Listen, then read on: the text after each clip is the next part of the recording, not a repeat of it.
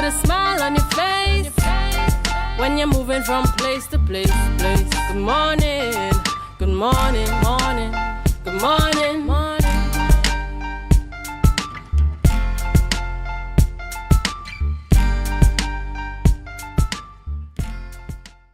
Good morning and welcome to the morning show here on Tobago Updates Television for Thursday, 10th October 2024. We're coming to you live from the Port Mall here in Scarborough, Tobago. I am Adana Kumbi.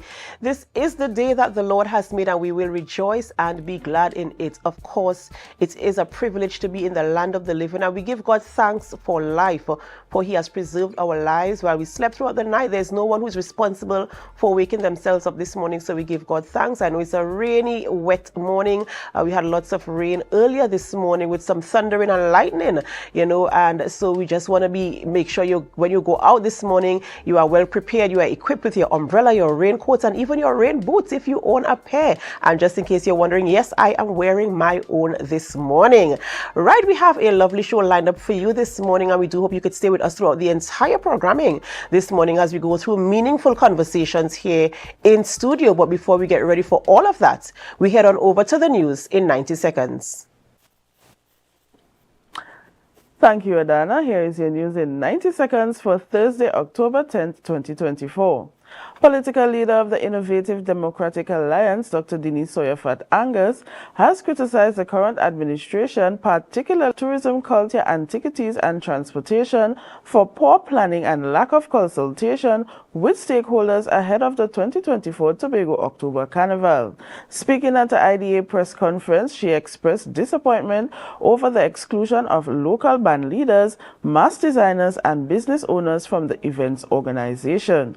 She also highlighted the absence of the budget for the carnival and emphasized that for the event to succeed, it must reflect the creativity and spiritual of the local people who deserve a role in the planning process. Up next, Tobago Hotel and Tourism Association President Alpha Lord expressed optimism about the upcoming 2024 October Carnival, now in its third year, anticipating it to be the largest edition. Lord hopes next year will feature a full week of celebrations.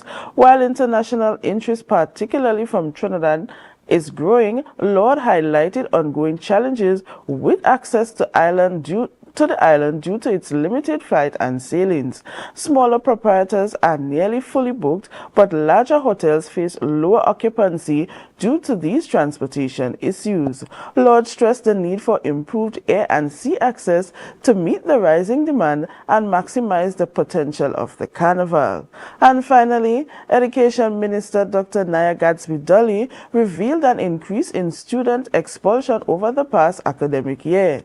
Additionally, Gadsby-Dolly highlighted 65 students who received warning letters. While stressing the importance of maintaining discipline, the minister urged parents to take control of their children and prevent school disruptions. This aligns with the National School Discipline Matrix implemented in 2022. Gadsby-Dolly also addressed the growing issue of cyberbullying, especially in light of the tragic suicide of the student Jaden Lachan. She emphasized the need to tackle the national culture of bullying, which has impacted not only students, but also the broader population. And that was your news in 90 seconds. Thank you, Brianna, for our news there in 90 seconds. And of course, today is Mental Health Day. And so we're going to put some emphasis on that in our conversation this morning.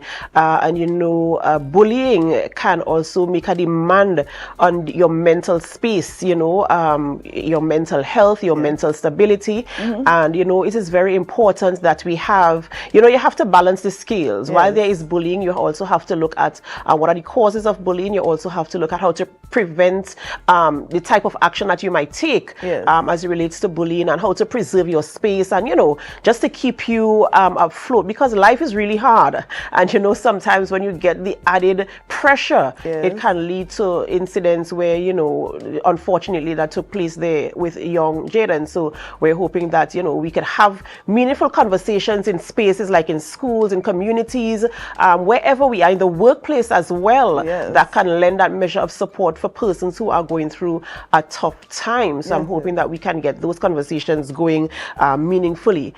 You know, Bianna, I want to shift gears a little bit this morning. I know we had a rainy morning this morning, and I was outside very early looking at the skies this morning as, you know, the thundering and the lightning taking place there. And, you know, my mind went to Florida. Yes. And I was looking at a video on social media earlier as it relates to the Tampa Bay. Yeah, they're experiencing a lot there. Exactly, but the water from the Tampa Bay itself has been sucked out by the tornado. So can you imagine when that surge comes back? There's literally no water. I saw a video where a reporter went there. It was late at night, and they couldn't see any water in the bay. So can you imagine when that water is released, the surge that will come from it? And, you know, we really are praying for our friends there in Florida this morning and during this period as they prepare for Hurricane Milton. I saw other videos circulating on social media, and I really hope that people are, you know, adequately prepared and you know, are in safe spaces and lending supports to each other, and our prayers are with you as you go through this time. Thank you, Bianna, so much for joining us on set this morning and bringing our news for us there in 90 seconds. Do have a wonderful, wonderful day. You too. All right, ladies and gentlemen, it's that time of the morning where we celebrate with those who are celebrating. It's time for our birthday shout-outs.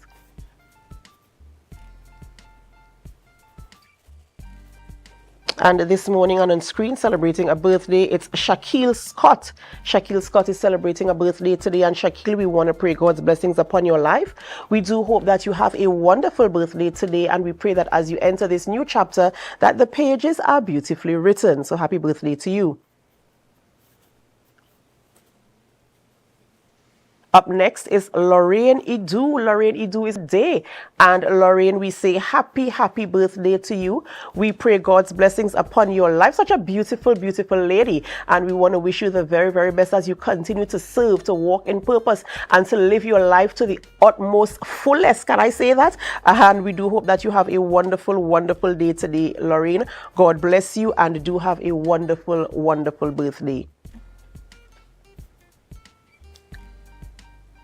And of course, for those of you who are also celebrating a birthday, even though we don't have your photographs, we celebrate with you as well. And we remind you to give God thanks for life. Because remember, no man can give life unto himself except God gives life to him. So we say, remember to put God first. I want to talk this morning about a little fundraiser in aid of a fire victim. A fire victim, someone lost their home yesterday to a fire, and there is a fundraiser barbecue that is being held this Friday. And so we're hoping that you can lend your support there. Coming out this Friday. The menu, very, very delectable menu, of course, there is taking place this Friday, October 2024 from 12 noon at the Allfields 48 Allfield Trace in Lowlands. Tickets cost for chicken $70, fish and pork $75, pigtail $75, and lamb $85. Of course, you're welcome to lend your support there in whatever way you can. There's a number you can contact for further information in terms of the menu. How can you collect? How can you contribute? And how can you help someone who is in need? The number there to call is 278-7372. Contact that number for more information there. You know, Tobago is a community. We come together when we are in need. And so there's someone who's in need right now, a fire victim who has lost their home and they're trying to rebuild. So we're hoping that you are able to come forward with some measure of support there to help them get back on their feet. You know, when you suffer a loss, you need as much help as possible. So we're calling on the community of Tobago to come forward and lend that measure of support. So you might be wondering, who are we speaking with this morning in studio? And I can advise you. We are speaking with Rebecca Ned, guardian of the students. And she said that my child is a victim of bullying. Yes, we're going to have that conversation this morning about bullying. As I mentioned, today's Mental Health Day. So we're going to have those types of conversations.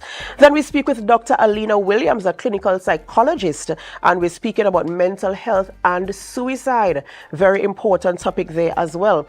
And then we wrap the conversation up by speaking with Abigail Bino, Deputy Permanent Secretary in the Ministry of Public Administration, and Colleen Galazi, Executive Director, Modernization and Services Improvement Division, as we speak about a public service career fair, Chart Your Future. So we're going to have those conversations this morning in studio, and we do hope that you can stay with us as we go out, we go through the conversations and get the information and have the difficult conversations that must be had to help us here in Tobago and wherever you are in the world. We want to say thank you so much for choosing us this morning, whether you're looking at us on our Facebook live stream, on our YouTube channel, on Amplia 102. We say thank you so much for choosing us and making us your #1 choice for morning show here in Tobago. We do hope that you could stay with us throughout the entire programming this morning, where we have to go for a short break before we start. And as we go, we invite you to help us. Share the live, share the live, share the live. We'll be right back.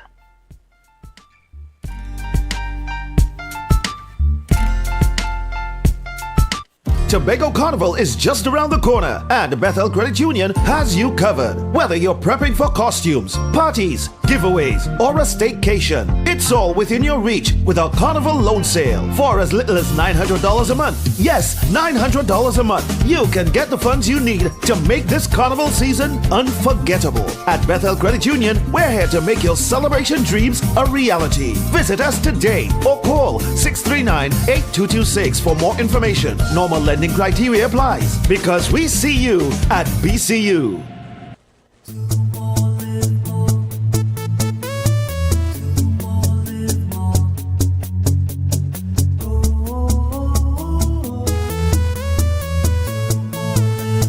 This is how it's gonna go. They better look up and look, 'cause this is your show.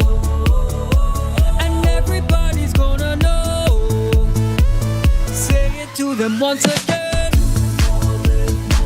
they better look out below. This is your show, and everybody's gonna know. That's how it's gonna go.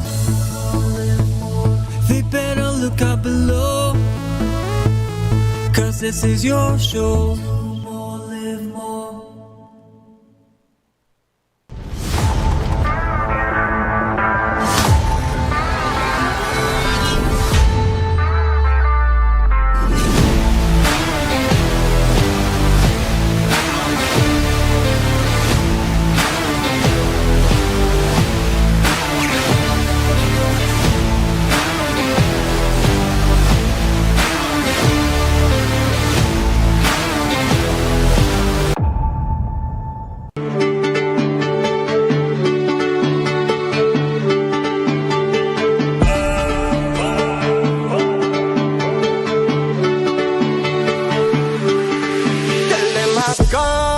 Tell them I can't do even bother calling me.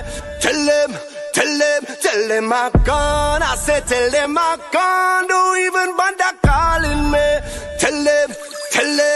Attention soldiers, are you ready for the ultimate mission for Tobago Carnival? Yes, it's time to gear up for Army Fed Operation Rocks Glow. I feel like I run in tongue again.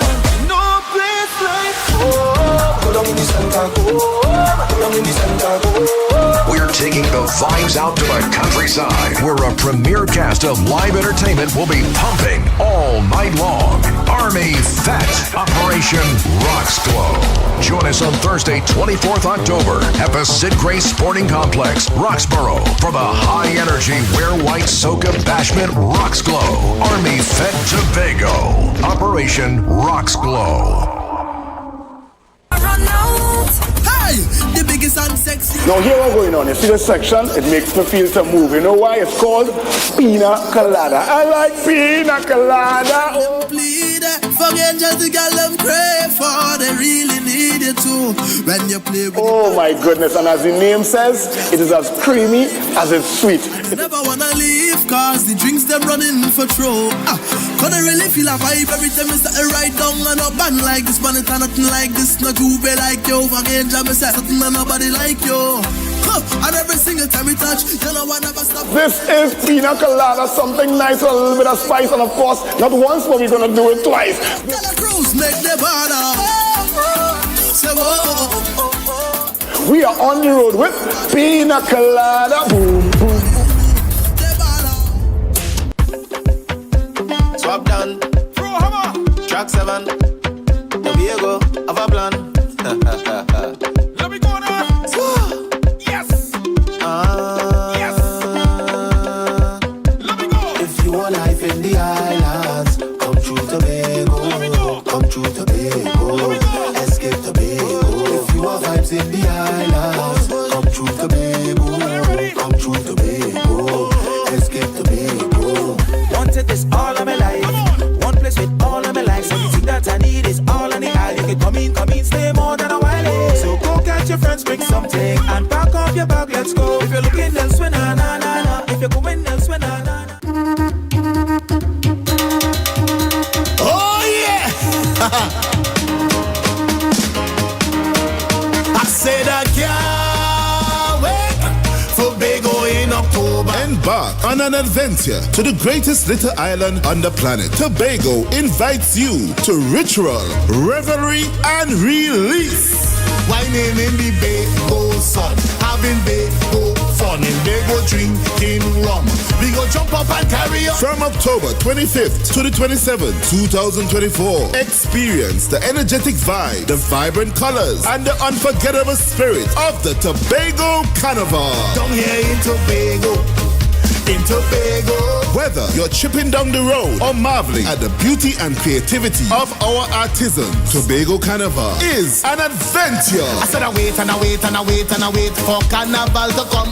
So I call all my friends, making my plans for the Tobago Carnival fun. Join us for ritual, revelry, and release. Tobago Carnival 2024, where every moment is memorable. I said I can't wait for Tobago in October.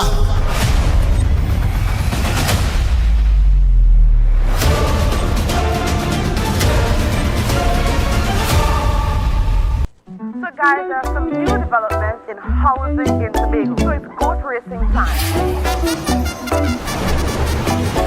This is 116, the show that keeps you in the know with all things Tobago House of Assembly.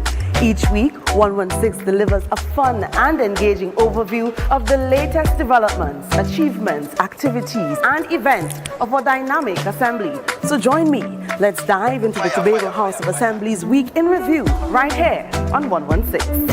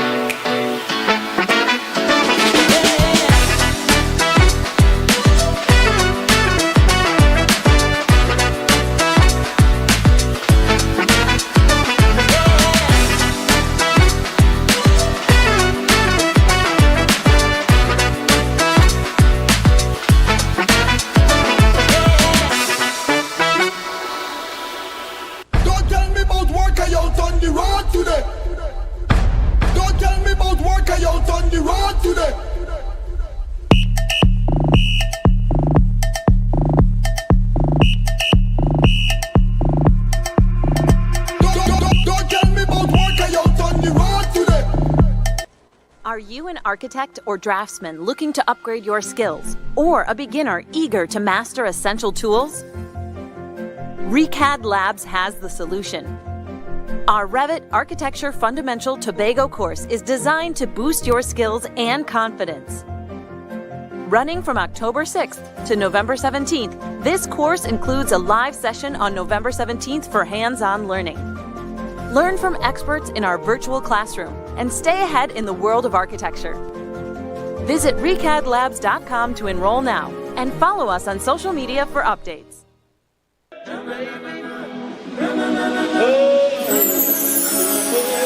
I can't live without you, I can't be without you for too long. Cause when I'm around you, I feel like the heavens is coming down. I feel it in my soul every time we on the road is a miracle. A million strong. Tobago Tobago Glass Supplies has been a leading name for over 37 years in the glass and aluminum market in Tobago. We provide an extensive range of high-quality, innovative aluminum and glass products for commercial and residential use. Competitive prices with superior and professional services by committed employees who are guided by rigid quality standards. Tobago Glass Supplies specializes in the manufacture and installation of glass and aluminum products that are essential to today's homeowners and the business environment. We are engaged in marketing, sales, and installation of a variety of products. These ranges from windows and doors to necessities such as mirrors for homes and vehicles, designed and manufactured in-house or imported.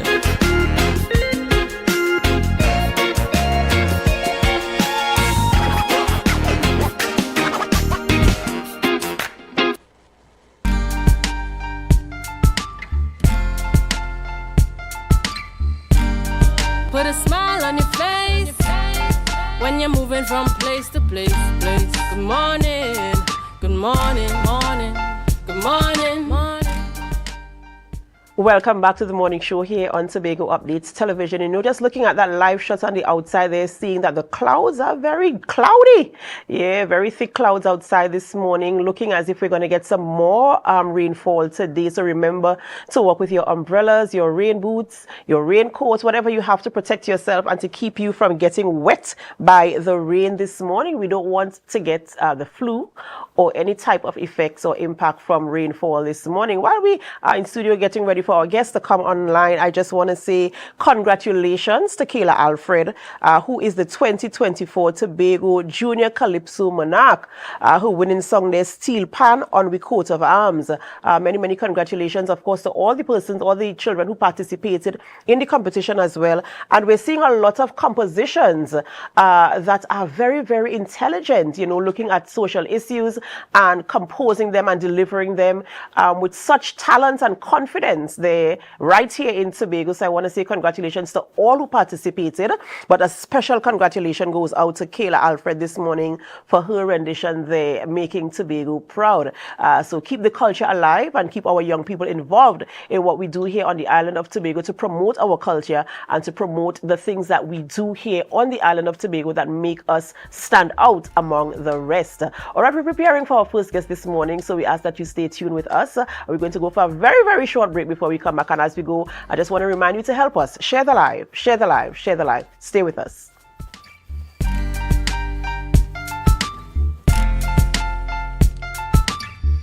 Attention members, now is your chance to double or even triple your dividend payment with no increase in your existing loan payment. Don't miss out on this incredible opportunity to boost your dividends effectively. Whether you're planning a vacation or simply looking to maximize your savings, we've got you covered. Call us today at 639-8226 or 631-1336. Message us on Facebook for more information. Hurry, this offer won't last long. Bethel Credit Union, because we see you at BCU.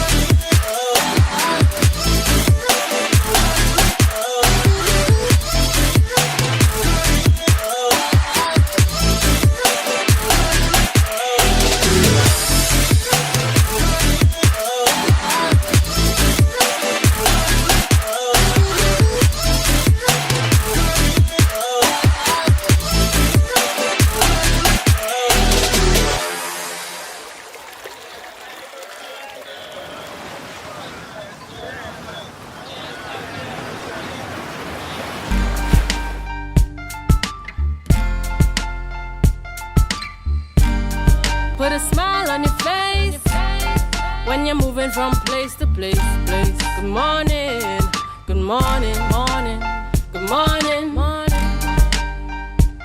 Welcome back to the morning show here on Tobago Updates Television, and thank you so much for staying with us. We begin conversations this morning in studio as we speak with Rebecca Ned, and she is the guardian of a student of the Mason Hall Secondary, the aunt of students at the Mason Hall Secondary School. We know there's an incident that took place there earlier this week, and so we're going to have that conversation here in studio this morning. Good morning and welcome. Good morning, and thanks for having me on the show this morning. So I want us to go through the situation that took place there in school earlier this week. I think it was Tuesday? Monday, where a reported incident of bullying, of a different level of bullying, I would call it, because we had a little conversation about it here in studio on Tuesday morning. And, you know, I'm really still trying to wrap my head around how something of this nature could happen in one of our schools. In general, how could you come up with the concept to do something of that nature? So you received this call. Yes. And walk us through in your mind how you assess the situation, get yourself ready to go up into the school now to deal with it. Good morning, Tobago. Good morning, parents. Good morning, children, and good morning to the teachers. To rehash this thing in my mind, it's very painful. And as everybody knows, I'm very emotional when coming to my family. And this is a child that her mother has passed. And she is in my mother's care, which is her grandmother. And I was home doing my own thing, folding my clothes, getting ready to bath, and my phone went off once, twice. I saw my mom. And if she called me twice, something is wrong. So I picked the phone, and my mom is 85, and she has high blood pressure. And she starts screaming to the top of her voice, Rebecca, Rebecca, this is what happened. Celine came home. Her bag was full of human feces. Her clothes get soiled by lifting the bag to take it to the principal. And I was like, what are you saying? I said, Mommy, hang up. To be honest, I don't know if I finished folding clothes, if I finished had a shower, but I was in Mason Hall School. To explain the feeling, it's a feeling of hurt, disgust, shamelessness, recklessness. It's just totally outrageous. It is outrageous. And for something of this sort to be happening in our schools today with the youths or the young adults of today's world, it's beyond recognition. Are you able, when you went to the school and you had the conversations with the teachers, the child, all those who were involved, were you able to make an assessment as to what led to this type of action? Oh. After I entered the school, I went to the principal's office as her aunt. I am her aunt. I want to state that clearly. An aunt that don't stand nonsense. I don't stand nonsense at all. What is right, and what is wrong is wrong. And this was totally wrong, right away wrong. I had a conversation with two police officers who met me by the gate because I called for police. Because this is beyond bullying. This is an assault on one's person. This is an outright assault. I had a conversation with the principal, and she was very reaching, touching. She sympathized with my feelings, the pain that we are going through. She was reaching. She was just speaking as a parent. You could see that the principal was in shock. She was in shock. She told me she discarded the bag in a bin in the school. They did not throw it out just yet until somebody come to say what to do with the bag. I went for the bag. I took pictures of it. And then myself, the little girl, and one of the male teachers took it to the big bin and discarded it. In the presence of the principal, was a security guard and the 2 police officers that accompanied me there. Everything went smooth, but we are not satisfied. Something has to be done about the bullying, and for now, it is past bullying. This is an outright assault. It is an assault, and this is what it must be treated like, as an assault. The child must be held accountable for his display of recklessness, and I am calling on the mother today to come forward and stand the responsibility for your child. Be brave, be a parent, because I want to send a message out this morning.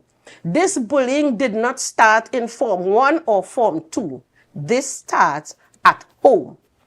That is your child. You must see when a child is displaying some sign of attention. I agree with you here, Auntie, but what I want to get at is what led to this specific action, right? I would like to know kind of like the details. Was it a matter of provocation? How did this situation escalate? While we don't condone bullying of any nature, it is always good to get the details so we can understand. And yes, support needs to be provided to both students who are the victim and the person who perpetrated. There must be a thorough investigation, and support must be provided for both. But I'd like to know the lead up to what caused this type of behavior. I have to say my niece is a quiet student. She don't talk. She don't go playing. She's always to herself with her cousin now and again. She's always to herself. The teachers can testify to that. The other students can testify to such. She's never in anything. But what she said to us, there is a lot of this been going on in the school. It's not the first time. It's not the second time. The bullying keep going on, and she was the victim on that day. Was she a victim of bullying prior to this incident? Twice, she said. They took her lunch money and her cell phone. Nothing was done. Nothing was done by the school? No. All right. So what are you looking for and hoping for to happen as a result of this situation moving forward? I'm hearing that you're calling on the parents of the child. Yes. And so how would you want this matter to be resolved in the instance of the school and even further? Well, how I want this to go is, first, the parents must come forward because you know your child. You have to come forward. I am imploring you. Please come forward and accept the responsibility of your child. Peradventure, the child needs help. The home needs to be investigated. As I said, these little seeds, they are stuck in the earth, and then they've been watered, and then they start to germinate into a big tree that cannot be rooted out. So beside the victim needs help, the child who also perpetrated this act needs help, along with the parents. As much as I want them to get help, I am still going for the assault charge. It must be held as an assault, and an example must be set that this bullying in schools must stop. And if it starts by this, let it be. If they have recognized, and I'm blaming the parents also, I have a lot more blames to put out, that you know your child. If your child gets up one morning and he normally say a prayer and come, good morning, mommy. One morning pass, he didn't do it. 2 morning pass, he didn't do it. Come on, you are a parent. Something is wrong. Why didn't he pray? Why didn't he say good morning to mommy? You have to nip it at the bud before it gets big. And I agree with you in terms of being aware of your environment and the changes in behavior of your children and those who are in your charge. And I do hope that we could get more information and that this matter would be resolved in the soonest possible time. It has to be. Right. Thank you so much for coming on this morning and bringing that information to us, having the conversation this morning. We do hope that you get the resolve that you're hoping for. And we do hope that the matters are attended to, in the soonest possible time. time, bullying is totally unacceptable in any form. Of course, parents, we need to pay attention to our children's behavior, have conversations with them, provide the support that is needed in the schools, in the homes, wherever they are, and just let them know that bullying is totally unacceptable. We've been speaking with Rebecca Ned, aunt of students who was recently bullied at the Mason Hall Secondary School there. We're hoping for results to come soon. We have to go for a short break before we continue conversations in studio this morning. And as we go for a break, we invite you to help us. Share the live, share the live, share the live. We'll be right back.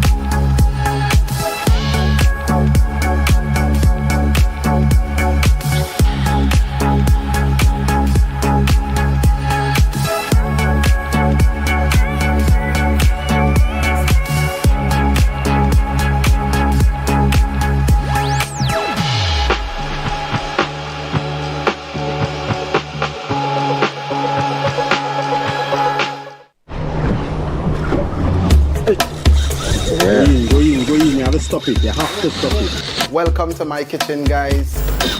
You have to stop it every night.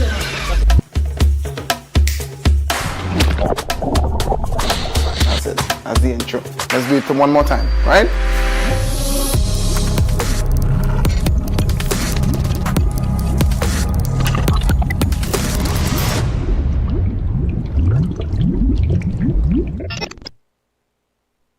Tobago Carnival is just around the corner, and Bethel Credit Union has you covered. Whether you're prepping for costumes, parties, giveaways, or a staycation, it's all within your reach with our Carnival loan sale. For as little as $900 a month, yes, $900 a month, you can get the funds you need to make this Carnival season unforgettable. At Bethel Credit Union, we're here to make your celebration dreams a reality. Visit us today or call 639-8226 for more information. Normal lending criteria applies because we see you at BCU.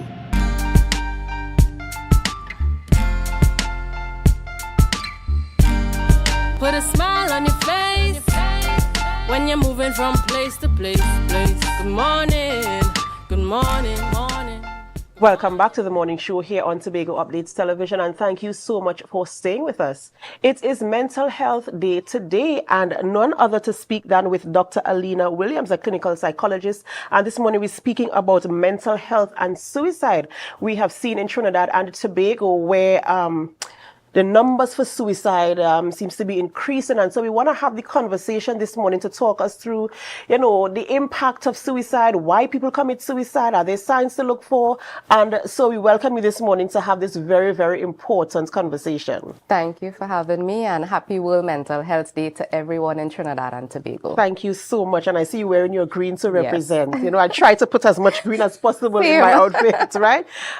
So I want to start off by talking about suicide, because we're seeing now, especially with the recent incident that took place there in Trinidad, and last week also there was another report of an incident of suicide, seeming to be mostly males, young men. What is the cause? I know sometimes people have the conversations and they say, but they could have talked to somebody. Right. Why did they do that?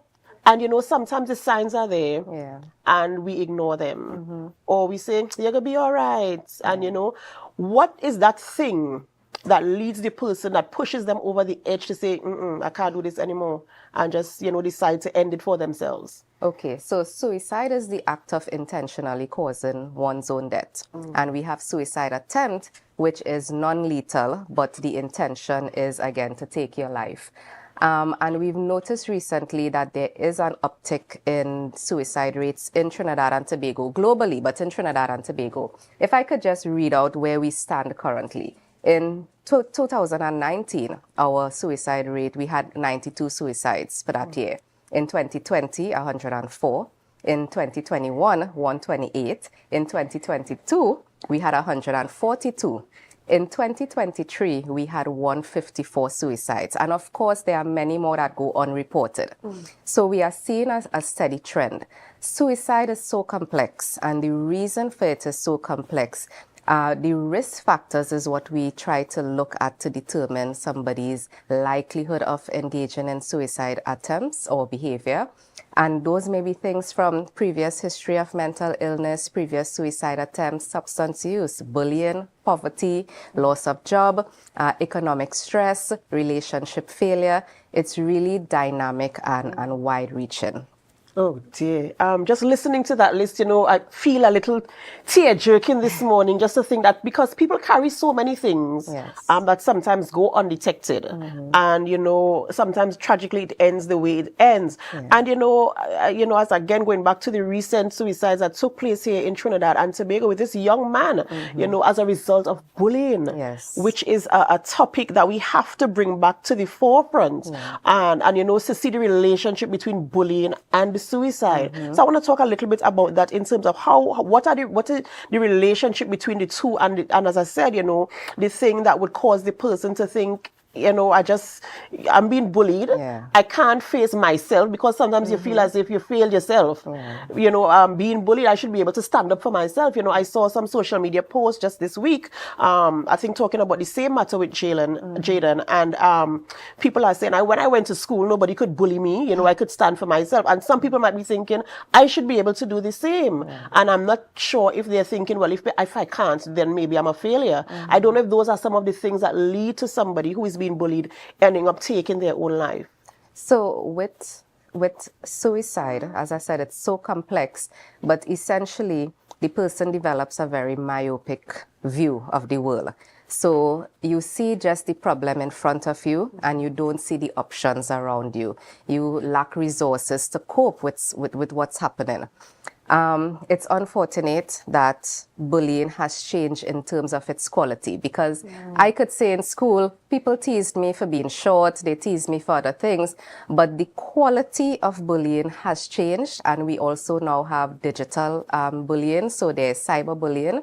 And cyberbullying means that the bullying extends beyond when you are in school from 8 to 3. It means that they can reach you now wherever you are. Even in your home, in the safety of your home, you can still be bullied, and it's viewed by much more people. So there's that. We know that bullying has a significant emotional impact on people. It is an extremely distressing event for the person, and essentially it leads to feelings of worthlessness, depression, and anxiety, which in and of themselves are risk factors for suicide. It also leads to social isolation, because the victims of bullying tend to be ostracized from their peers. The other people may feel like, I don't want to associate with them. I want to be with the cool kids. And so there is ostracism, there is repeated trauma. So again, the bullying of today is very different in terms of the quality of it than the bullying of before.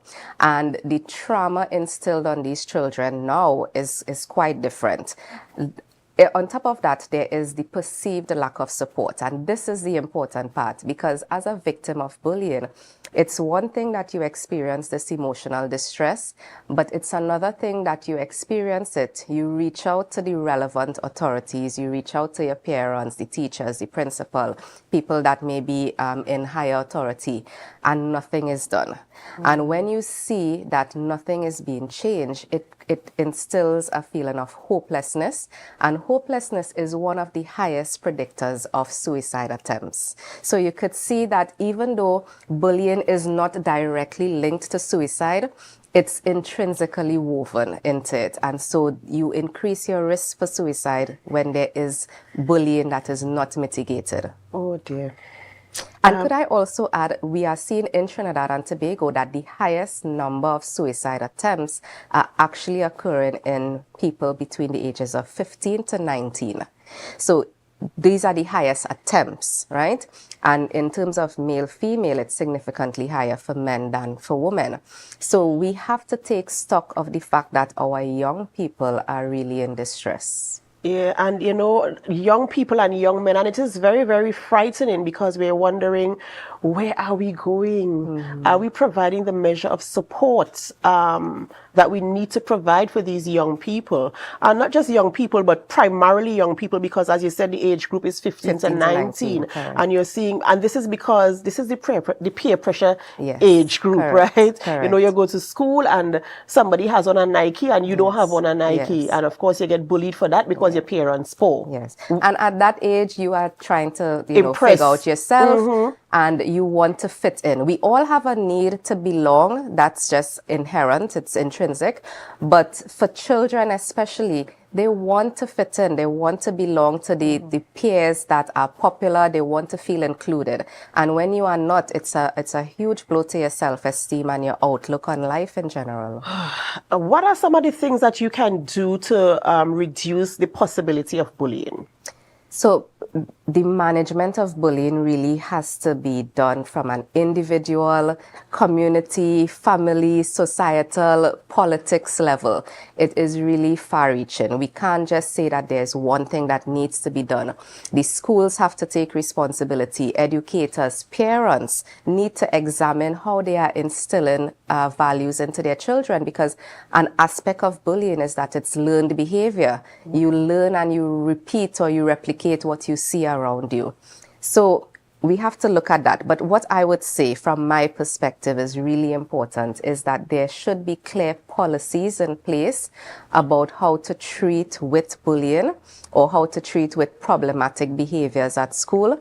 And these policies need to be enforced. And I think that is where we are lacking.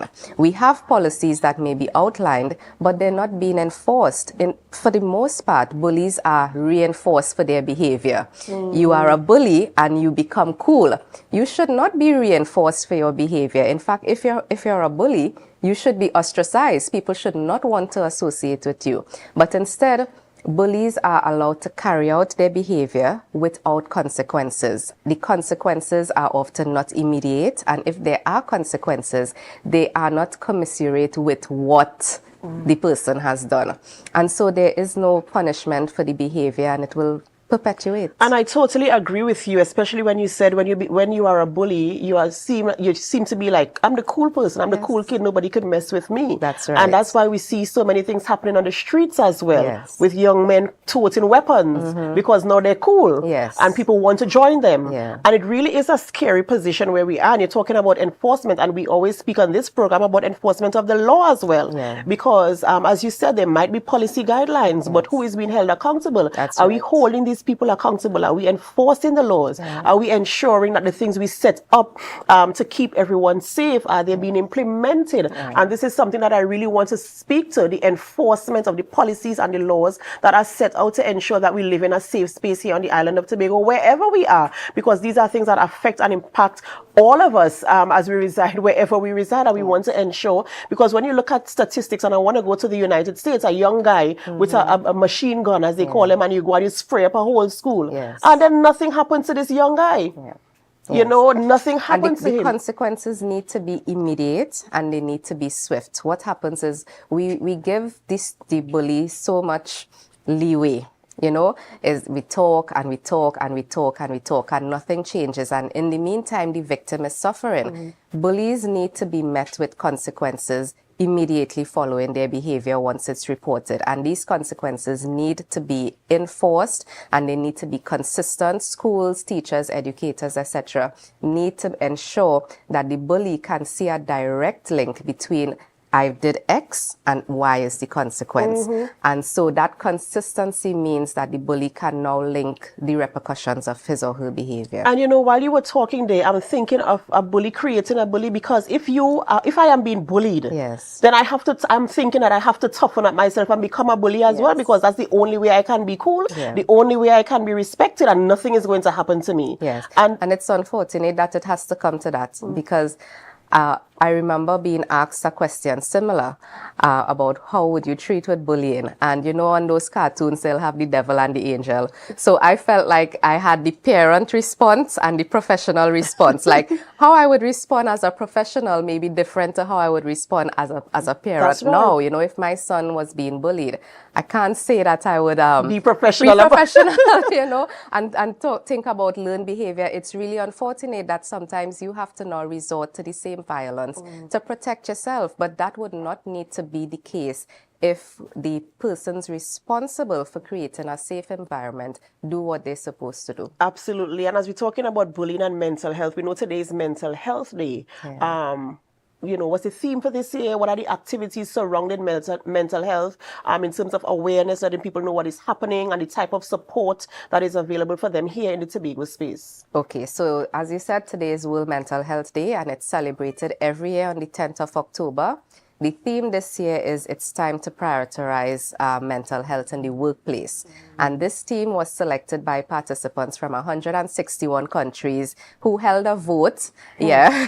So it means that people are recognizing that the workplace is a very toxic environment.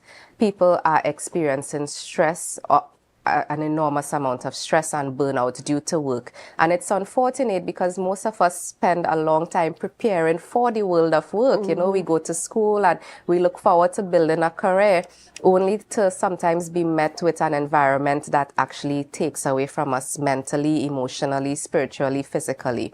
So the workplace environment is becoming one that's difficult. Burnout is on the increase, low productivity, high rates of presenteeism and absenteeism. And so the World Federation for Mental Health felt like we needed to address this issue. I know that the Ministry of Health, in collaboration with the Tobago Regional Health Authority and the Division of Health, Wellness and Social Protection, will be hosting its Paint the Town Green campaign at the Lowlands Mall today, starting at 10:30. They will be having a mental health village. And the aim of this village is to just look at different areas that are related to mental health and how it impacts your emotional well-being. And for people to access the services on the island or to become aware of the services on the island. So definitely through the Tobago Regional Health Authority and the Division of Health, Wellness and Social Protection, people can access counseling, people can access treatment, assessment, management for mental health conditions. But also if you're a government employee, there's the EAP, the Employee Assistance Program, and it's a wonderful thing to access. We have access to, I believe, 6 to 8 sessions yearly. So even if you are not experiencing a mental illness, you can still go to these sessions just to ensure that your mental health is well maintained. And it is absolutely very, very important because, you know, as an adult, a lot of demands are made on you. You're expected to be, whether it's a husband, a wife, a mother, a father, you know, you have to be a good employee, or if you're an employer, you have to provide something for your employees, you know. And so the demands are very, very high. And of course, you have to keep up with what is happening, the trends globally and even in your local spaces. So the demands are high. And I want to encourage all of Tobago to go out today to the Lowlands Mall to get the information. Even if you don't feel as if you are stressed or you are challenged with your mental health or your mental stability, your mental space, the information would be there today. Should you need to have a contact number, if you feel depressed, if you feel as if something is just too much for you, go out there, get the information for future reference. You can't go wrong with having the information. You can't go wrong with having access to the support that is needed at this time in your life. You never can tell. Even if you don't need it personally, there might be someone who you can refer to them. And we've seen the flyer here on the screen, Sip and Paint Art Therapy. There's so many different things that are going to be taking place there today that can just, you know, relieve your stress, you know, and you can just relax and, you know, just get the information. Let's just get the information. Yes. We really need to destigmatize mental health, and raising awareness about mental health conditions is so important because mental illnesses actually represent a significant global disability, you know, and in the workplace, the U.S. estimates that at least $1 trillion are lost per year because of mental health conditions. There are 20 billion days that that are lost in productivity just because of depression and anxiety. So we need to start seeing mental health as serious as physical illness, and even more, because we can't detect it easily. You know, I wish we had more time to continue this conversation this morning. Thank you so much, You're Dr. welcome. Alina Williams, for coming on this morning and talking us through bullying and mental health and the importance to get that measure of support in our daily lives. Ladies and gentlemen, we've been speaking with Dr. Alina Williams, clinical psychologist, talking about bullying and mental health, and we do hope that you were able to get the information. We hope that you were able to listen to the conversation and, you know, to get a better understanding of what mental health is, what bullying is, the support that is there, and, you know, even how to detect the things that would lead you to stress and how to cope with it therein. We have to go for a short break before we continue conversations this morning, and as we go for a break, we invite you to help us share the live, share the live, share the live. We'll be right back.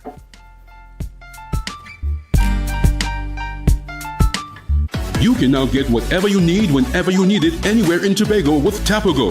Your meals, medication, groceries, and shopping all delivered directly to you. No more hassle, no more stress. Get the Tobago app today on Google Play or Apple App Store. That's TAPPOGO, and let us deliver to you. Check our website at www.tapogo.app or call the experts at 494-TOGO and 484-4746. Tobago. Relax. We will get it to you. Tobago's at your service.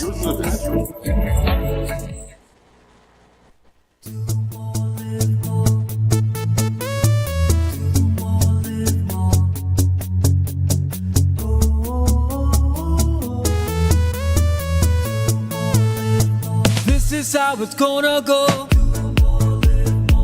They better look up below, 'cause this is your show, and everybody's gonna know. Say it to them once again. They better look up below. This is your show, and everybody's gonna know. That's how it's gonna go. They better look up below, 'cause this is your show.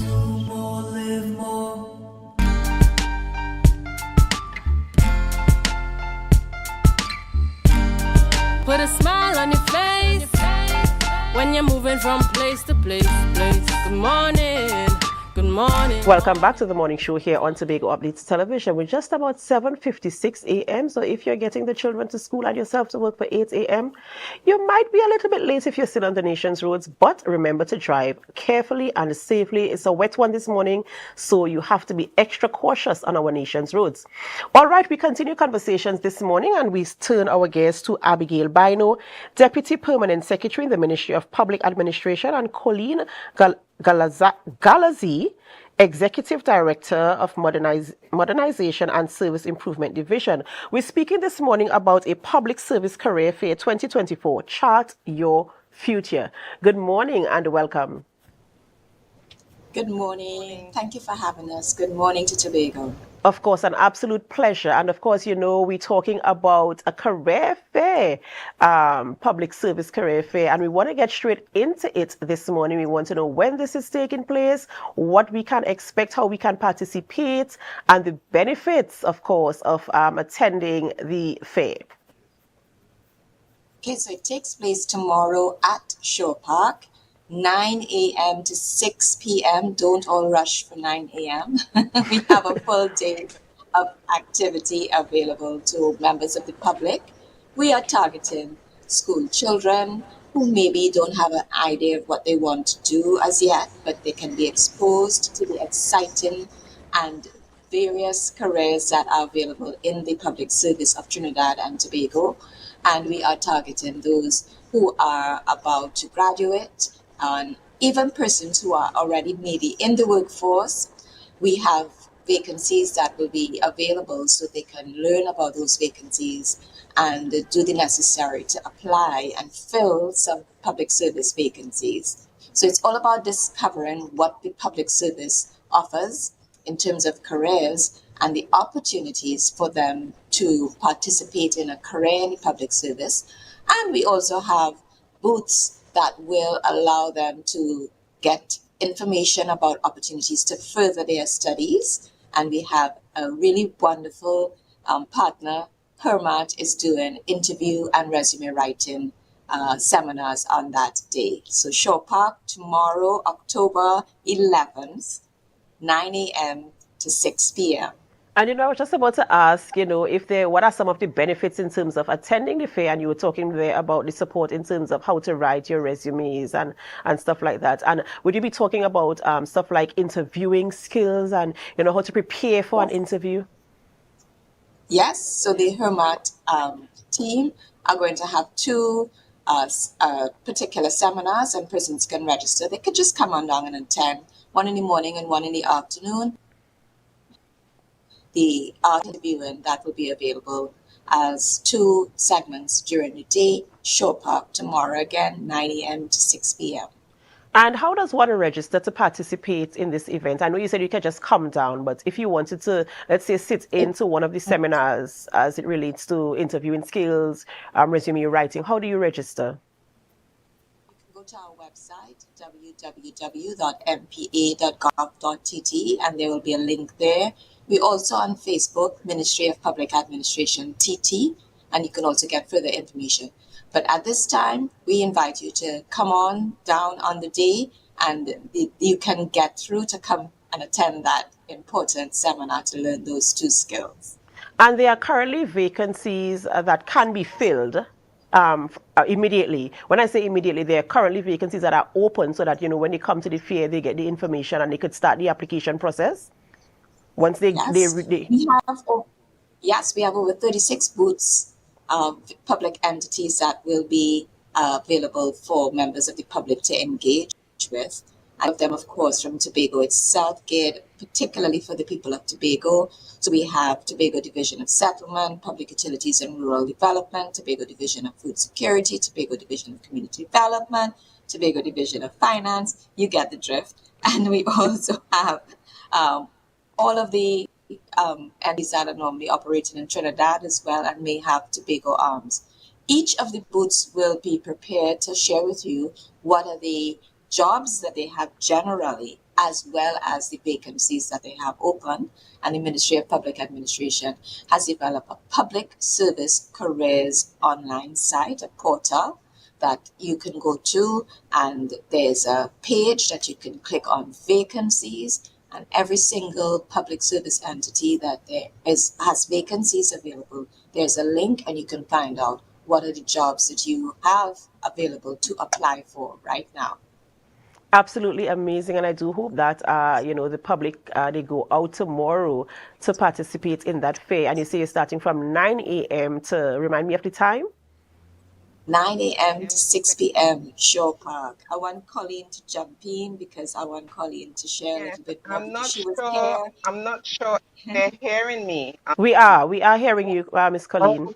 Okay. Yes, sir. I'm on my phone because I'm actually on my way getting ready to go to the airport to head to Tobago now. Yes, to work with the team to help set up all the booths and so forth. So we're all ready and prepared for our clientele and our customers, learning about what jobs and careers are on offer within the public service, and just asking questions, interacting with all of the booths and they.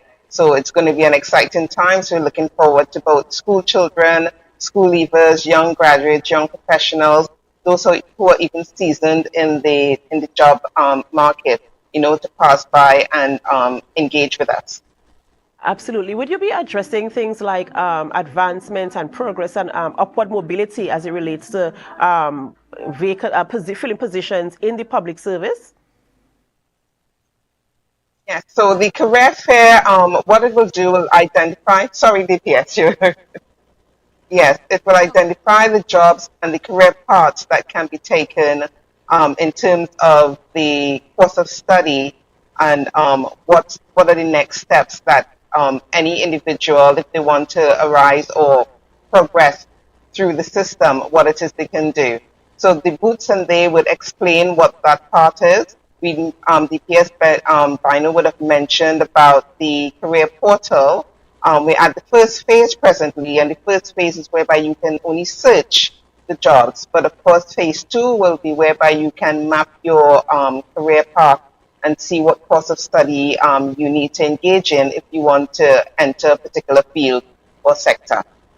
Absolutely amazing, amazing stuff there. And I do wish you all the very best. Colleen, I know you are excited to come to Tobago, to beautiful Tobago, of course, to set up. And I do hope that your trip across is a safe and smooth one, and that you do enjoy all of today, even though you're preparing for the fair. That I do hope that you get a taste of Tobago both today and tomorrow.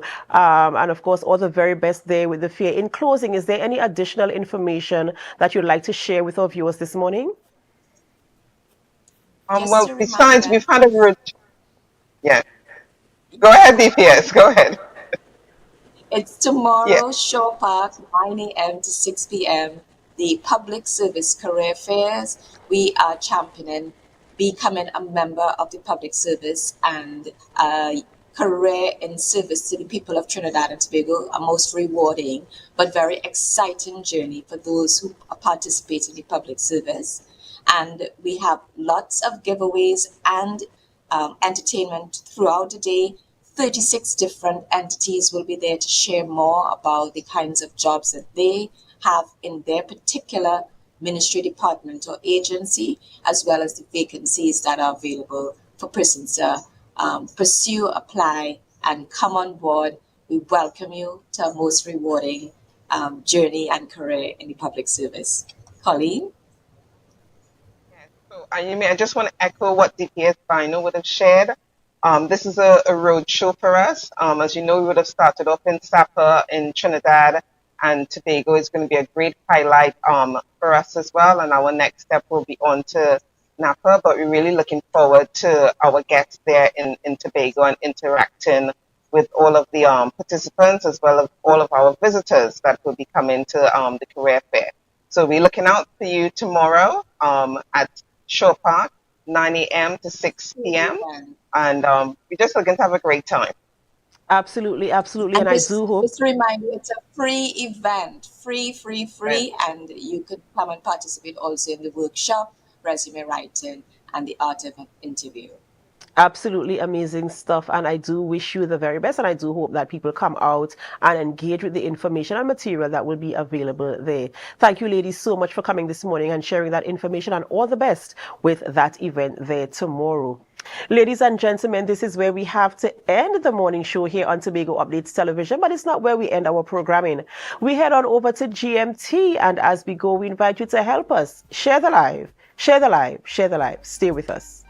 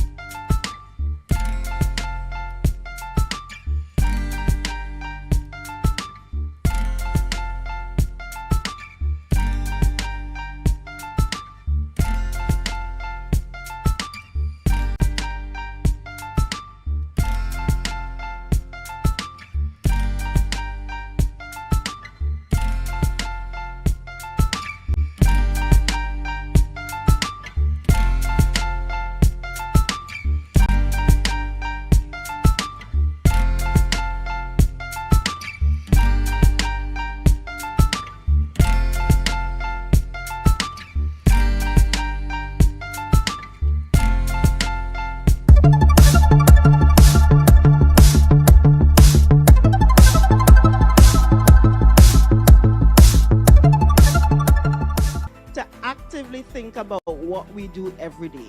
Actively think about every single conversation that we have, every single email that we send, every single whatever that we do to ensure that it is one that engenders and cultivates peace. That was a production of the Department of Information, Office of the Chief Secretary, Tobago House of Assembly.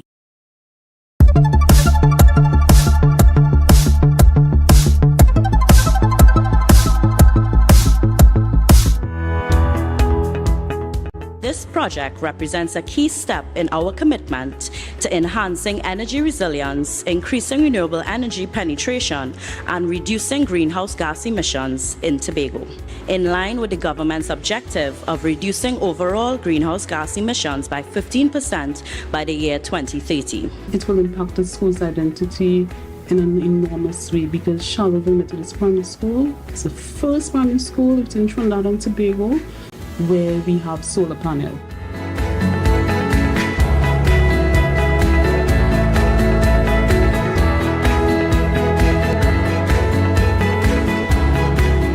For us, this project is more than just technical work. It's a powerful statement of our commitment to renewable energy solutions, education, and preserving our beautiful island for future generations. The world is rapidly changing, and with it, our approach to energy. By installing this solar system, we reduce our carbon footprint and cultivate environmental stewardship among young minds. And one of the key factors towards us becoming the greatest little island on the planet is us accepting our climate responsibility. And to see Charlottesville leading, I felt extremely proud. I feel great because we are saving energy and reducing our carbon footprint on the earth, and that helps to reduce pollution.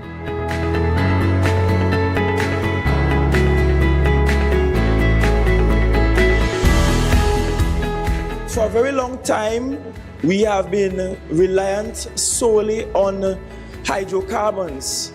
But this is a step in the right direction, a step towards diversifying our energy consumption patterns, and a step towards doing so in the most sustainable manner. If we spread these initiatives all over this country, it means then that TNTech will no longer have to generate and depend on NGC for billions of dollars in gas that we can now have at our disposal, that we can now use to build more schools and to build more roads and to build more hospitals and to improve the living circumstances of the people of Trinidad and Tobago.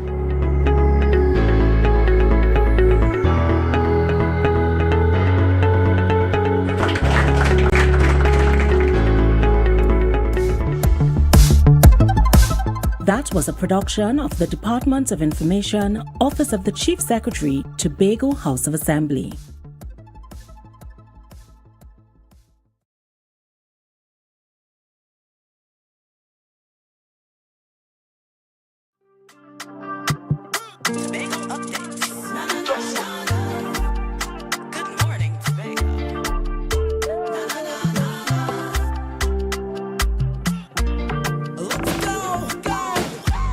It's a brand new morning, rise up to a brand new dawning. As the passion start to rise, the energy fill the skies.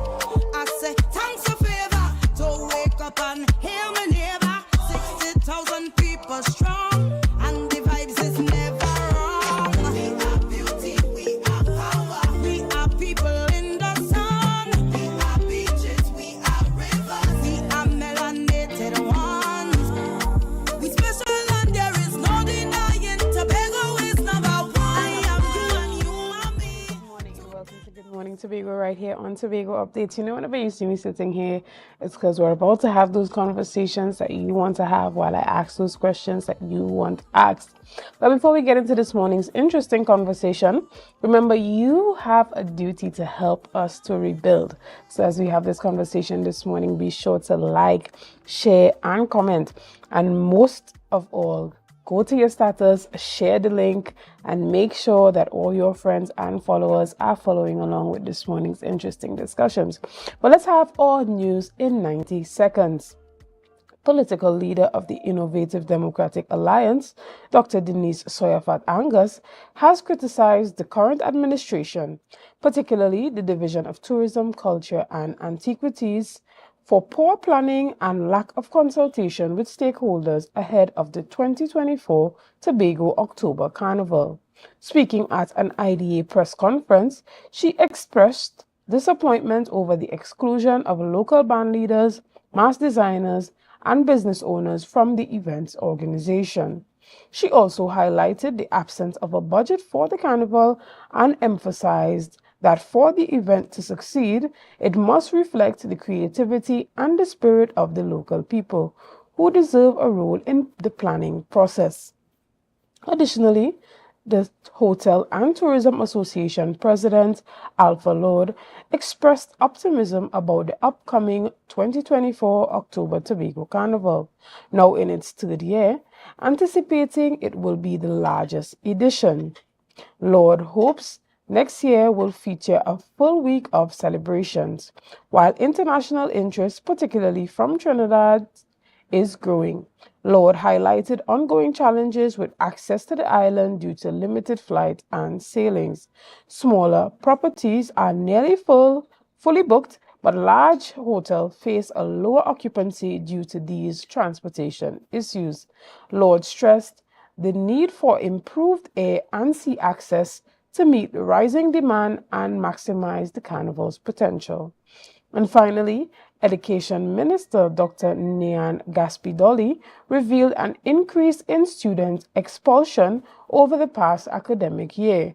Additionally, Gaspidoli highlighted that 65 students who received warning letters, while stressing the importance of maintaining discipline.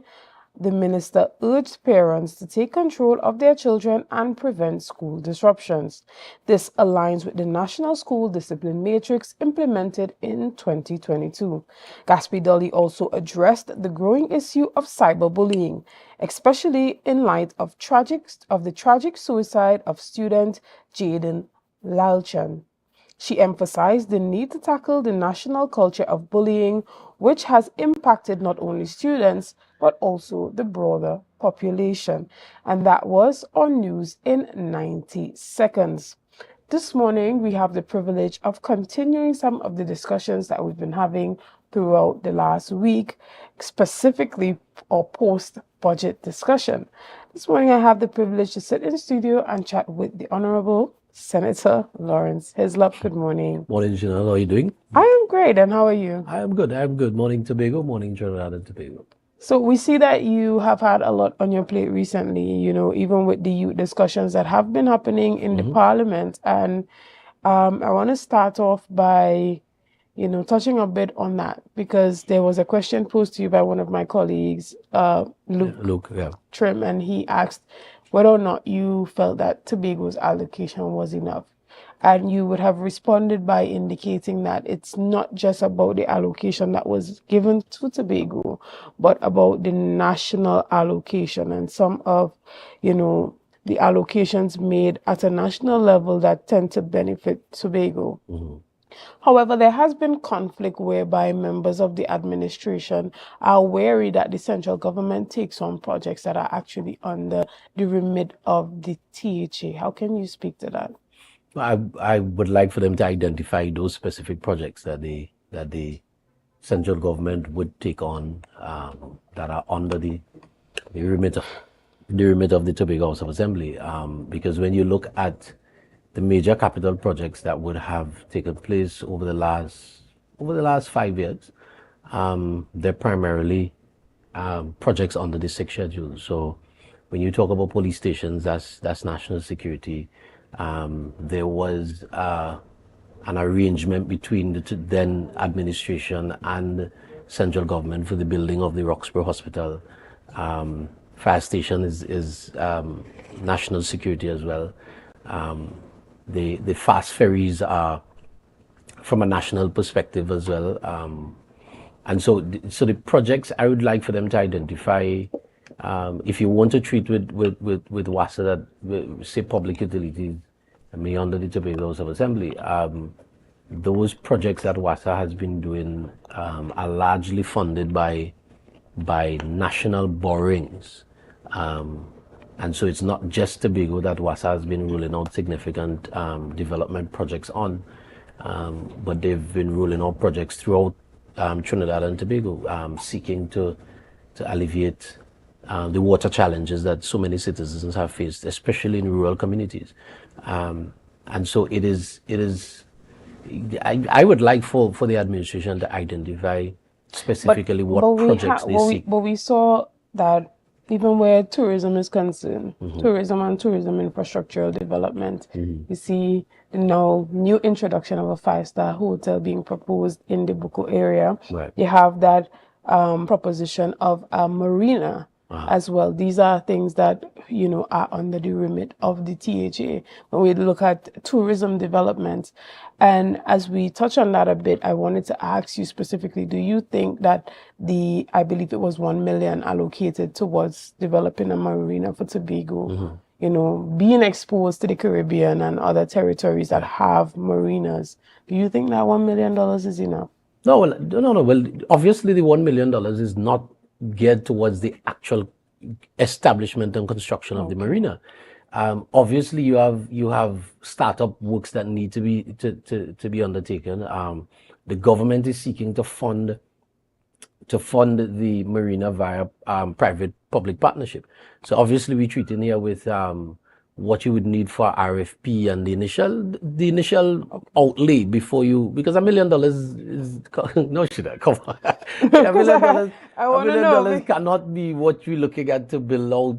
Exactly, because when we think about a marina, we think about persons coming from all parts of the world. We're thinking about having a fuel station there when you come up. We're thinking about immigration and naturalization. That process happening right there. One of the we're thinking about restaurants. So $1 million. That's just paperwork. Okay. But one of the things, as you touched on the marina, one of the things I want us to zero in on is that as it relates to that's a new service that will be coming to Tobago. We've never had a marina on this island. And it speaks to, are we as a people ready for something like that to take place? Are we ready to take up the jobs that will come as a result of a marina being in our environment? So it speaks to ship repairs and boat repairs and all of these things that go along with that. And so that's where the conversation has to be shifted to a lot. Are we ready to take up what's coming? Because we don't want a situation that the government makes an investment in a marina, and then you walk into the marina and there's little or no Tobagonian working at a high level in the marina, and that speaks to the development going past us and not getting to us. So that's where the conversation needs to take place. I'm glad that you brought that up, because that's a conversation that also comes up when we look at the new airport in regards to how involved would Tobagonians be in the hiring process, as well as filling a lot of those high-level positions, those executive positions. And even when it comes to having those business contracts in the airport. Can you speak to that? Do you know about any conversations happening in regards to, let's say, for the duty-free shops? Are there any allocations that would be made to ensure that a particular percentage is given to Tobago businesses? That's you see, and this is where we talk about collaboration and governance, because there is an executive council in Tobago that is responsible for the governance, for the local governance of the island. And so these are some of the conversations that should start to happen at that level, right? I am confident that the folks that we have at the current airport terminal are well trained and well certified to just move their expertise from where we are into a new building. So it is not, yes, you're moving into a new building, but your services have been expanded. But the services that you carried out at the current terminal is going to be the same management of an aerodrome space. You have a larger terminal to manage, so obviously you're going to require additional staff. well, more than likely you'll require additional staff. But it is the same management of your aerodrome that I believe the Tobagonians, because we have our our duty managers, our managers at the terminal in Tobago that do an excellent job. So I don't see a challenge. I don't see a challenge there at all. The recruitment and the call for proposals, I believe that was handled from the airport authority in Trinidad. Well, obviously, airport authority still manages, or airport authority is the agency that is responsible for the management of our airports and our terminals within Trinidad and Tobago. And so so that obviously will come from airports authority. But what I'm saying is that we have a governance structure in Tobago that ought to be able to have a conversation with airports authority to see, let's look at how we manage this project going well. The rollout of the project. If you have 15 duty-free shops, how many are going to be Tobago based? That kind of thing. That's the kind of conversation that you ought to be having at that level. Totally agreed. Now, I believe it was in the second budget presentation that the Chief Secretary made in 2023 that he would have highlighted the need for a marina in Tobago as well, right? So what happens when the THA wants a marina in Tobago and the central government wants a marina in Tobago, but I believe that they have different areas that they have proposed the marina for. How do we come together and merge idea, merge resources to ensure that this is not a political conversations, project? It's a project to forward the development of Tobago. Tobago can do comfortably with 2 marinas. Correct. One in the east, one in the west. So conversations need to take place, and we are supposed to be mature in governance, that conversations could take place, that we sit around the table. But you see, we've gotten so accustomed to the shouting at each other. Shouting solves nothing, even in our own personal environment. Shouting solves nothing. Conversations, you sit and you dialogue and you share and you have a vision each and see where those visions can mesh. Because I tell you something, people talk about we zeroing so much on the Sandals thing. But the reality is, I am almost positive that some of the persons who are now in governance, who were vehemently in opposition to a Sandals project, wish that the Sandals project had come into Tobago. Because the reality is, that promise of 100,000 arrivals within a year could have become a reality if you had a project of that magnitude and that quality and that legacy in Tobago. But we didn't speak. We preferred to be shouting at each other across the room. And then what happened? Who lost out in the end? It's Tobago. Tobago lost out in the end. Tobago lost out quality room stock. Tobago lost out on airlift. Tobago lost out on arrivals. We lost out. And so we now have another opportunity, because the government is now saying we're going to send out proposals for a hotel development in Buku again, in the Buku estate. And I want to make this, you cannot build a hotel in no man's land. So we're treating here, the government is sending out, the government is responsible for the Buku estate as part of what would have been the Clico, the whole Clico issue, the whole Clico holdings. So the government is saying we're going to send out an RFP for a hotel development on the Buku estate. We have the Marriott coming. Hopefully everything goes smoothly. That we have them. The reality is, there is a conversation that folks are having that says that we don't need large hotels on this island, that we don't need hotel development. And I dare to say that there is enough space in Tobago for every type of tourism. And there is the guest, there is the tourist who does not want the village experience. There is the guest who just wants a resort to come. I want all amenities dealt with. I don't want to have to think about anything. All inclusive. I just want to come and go to a resort and relax. And the sad part about that is that some of us who are opposed to hotel development, when we go on vacation, we look for the same Sandals and the same Marriott and these resorts and just go and sit down for the couple of days that we're there and do nothing. And the reality is we have guests. Look, I think it was yesterday. St. Vincent welcomed its inaugural JetBlue flight. St. Vincent didn't have JetBlue before. But because you have a resort of the quality of Sandals, you have additional flight airlift into these islands. And so what I'm saying is that conversations are more important when it comes to the development of the island than we shouting and fighting at each other. Totally understood. Now, we're going to take a quick break right here and we're going to be back right after this. See you soon, guys.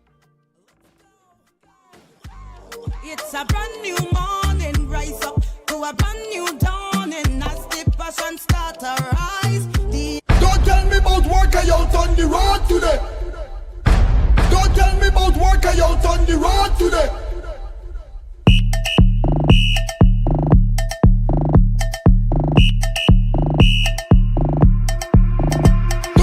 Don't tell me about work I out on the road today. Attention soldiers, are you ready for the ultimate mission for Tobago Carnival? It's time to gear up for Army-Fed Operation Rocks Glow. I feel like I run in tongue again. No place like home. Go down in the center, go down in the center, go. We're taking the vibes out to the countryside, where a premier cast of live entertainment will be pumping all night long. Army-Fed Operation Rocks Glow. Join us on Thursday, 24th October at the Sid Grace Sporting Complex, Roxborough, for the high-energy Wear White Soca Bashment Rocks Glow. Army-Fed Tobago. Operation Rocks Glow. Swap done. Track 7. Tobago of a plan. Let me go now. Yes. Yes. Let me go. If you want life in the islands, come through Tobago. Come through Tobago. Escape Tobago. If you want vibes in the islands, come through Tobago. Come through Tobago. Escape Tobago.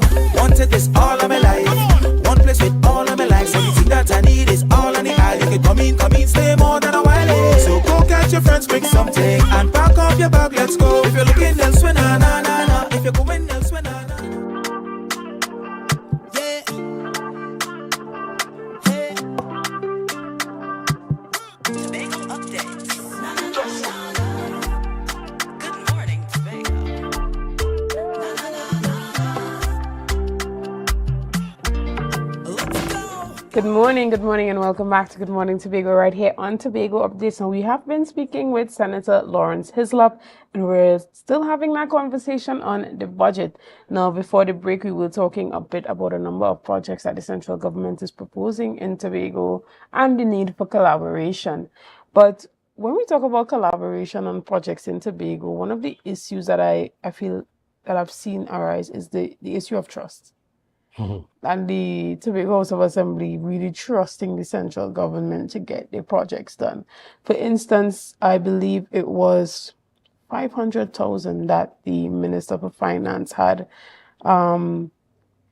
promised to Tobago for 500 million for the Scarborough Sec project. And in this budget, we heard nothing about it.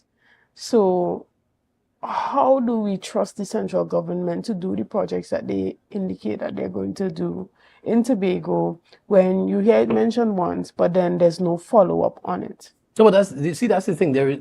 We have to understand that financing of that magnitude, $500 million, the government obviously will go out to borrow for something like that.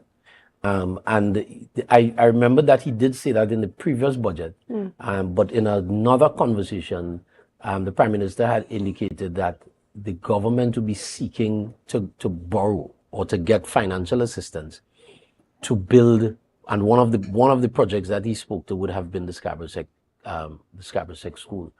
And so I don't know where that is at in terms of the process for the funding. But I believe that once the funding comes through, because we know the Scarborough school is an emergency issue, and so my desire is that it comes through in a quick time. But you see, I want to just spin back on the marina, because we were talking about the conversations, and the information is that conversations would have been held between central government and previous THA administration. Studies would have been done, and the studies revealed that the location that was identified by the Minister of Finance was the most suited location for it. There was even an interest by a company prior to COVID, and those kinds of interests would have just because people needed to reevaluate their economic position during COVID and after COVID, and so when we treat with, so if we just jump back to Scarborough Sec, if we treat with that, I'm confident that once the funding is sourced for Scarborough Sec, the funding will be made available. But you know what I find interesting though is that I yesterday I was in the Backlet area, and I saw a sign that was erected for the sod turning, when the sod turning was done for Scarborough Sec.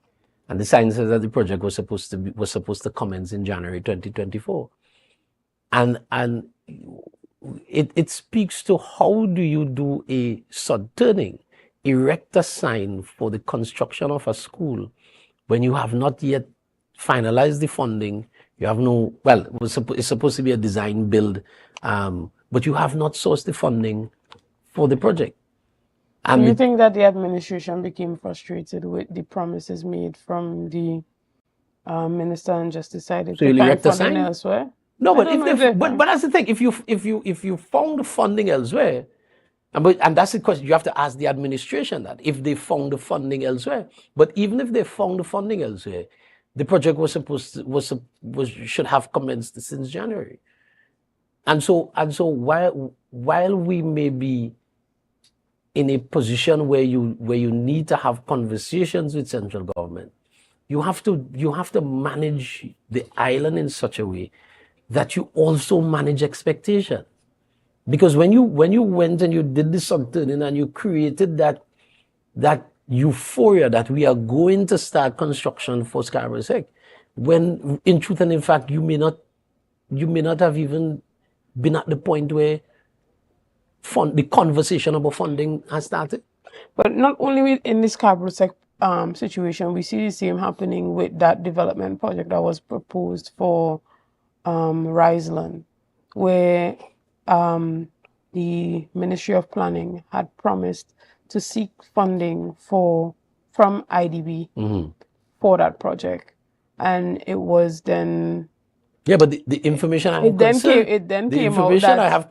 the application for the funding was never done. Right, but the information I have concerning that project is when they reached out to the THA for information and for documentation, it could not be provided. So I'm saying is that these kinds of questions ought to be posed to the persons who are tasked with the responsibility of managing Tobago's affairs. Because when we keep talking about, we keep having this conversation about whether or not Tobago has enough money, the bigger issue that the island faces is how do you manage what you have? Because if we just take up from a biblical standpoint, there's a parable that Jesus told about the men with the talents. And he gave each one a specific amount of talent. And you are to manage what you have. And in managing what you have prudently, you are going to get the gains and the returns that you desire. But if you don't manage it prudently, because one of the things, I in preparing for budget and looking at documents and so on, in 2022, in 1 year, the administration in Tobago spent over $5 million in travel, in official overseas travel.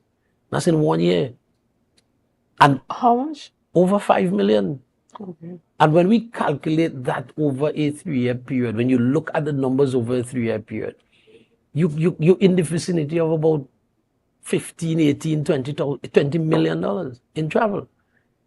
And so it is. But I remember there was a comparison that was made with the overall travel for the entire administration compared to the travel for the prime minister. Yeah, but only. how could you do a comparison between the leader of the nation who has a responsibility to treat with matters that are important?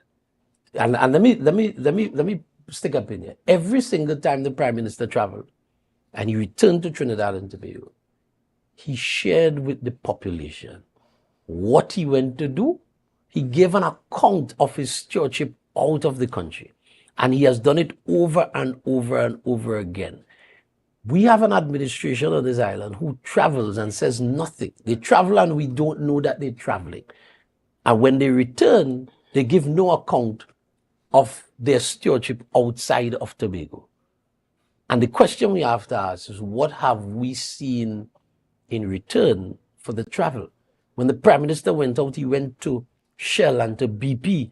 We just saw a culmination of all those travels in the negotiation of Atlantic LNG for Trinidad and Tobago to have additional shareholding in the other 3 trains in Atlantic LNG. We didn't have any ownership stake. And because the prime minister went out as chief salesman, as he always says, and had conversations in the boardrooms of these places, we are now able to be receiving profit share from the trains in Atlantic LNG. We were able, the prime minister in his travels, he was even able to negotiate better tax arrangements with the oil companies. Right. But do you have a comparison between this administration's travel budget and the previous one? Well, I certainly provided during my contribution. But the reality is that the comparison between what, let's say, under Mr. Charles, what that administration racked up as compared to this is chalk and cheese. Because I can tell you something, that the allocation for official travel was the actual spend was more than the allocation in the budget for the budgetary allocations. And that is the reality that we are dealing with on this island when it comes to the management of Tobago's resources. I want to touch back a bit on the Riseland development project, housing development project, where you indicated that the reason why the Ministry of Planning had not applied for that funding from IDB is because certain documents that were needed were not provided from the THA. But You just got the information? Sorry? No, I'm just asking if you got the information. If I got the information. No, okay. I'm asking. I'm Yeah, asking yeah. you because I've never heard of Right. this. So this again speaks to the lack of communication situation that we were talking about. And that leads me to ask, how do you bridge that gap between the THA and the central government to have that adequate communication that is needed to forward the development of Tobago, putting egos aside? There was a situation happening where I had a conversation very recently with the Chief Technical Advisor, Mr. Anselm Richards. And if you know Mr. Richards, you know that he's friends with everybody on every side. And he's very close with the Minister for Planning, Penelope Beckles. And he's indicated that they had this conversation in regards to receiving a letter from the ministry in order to allow IDB to assist or give, I believe it was $100,000 US for them to begin that Tobago fund. Investment fund or something like of that nature. The details, I don't have it on hand right now. But after several conversations, she basically went ghost. So how do we create that relationship, right, that has politics aside, that has egos aside, to ensure that Tobago's development is number one on the agenda? Well, first and foremost, I am not going to take the word of just Mr. Richards in terms of the relationship. Well, he provided screenshots here on Tobago and the conversation between him and the minister. And those are questions that you posed that ought to be posed to the minister, because that's just one side of the story. The other thing I want to remind, when we talk about egos, I want to remind Tobagonians that after the THA elections in December 2021, the leader of the PNM, Dr. Rowley, took a decision to bring a high-level team to Tobago to meet with the new administration. And that was a step, a significant step by a sitting prime minister whose party just lost a local election on this island. And he took a decision to bring high-level persons from his cabinet to sit and have a conversation with a new administration who, by and large, didn't have the kind of experience that was required to run the island.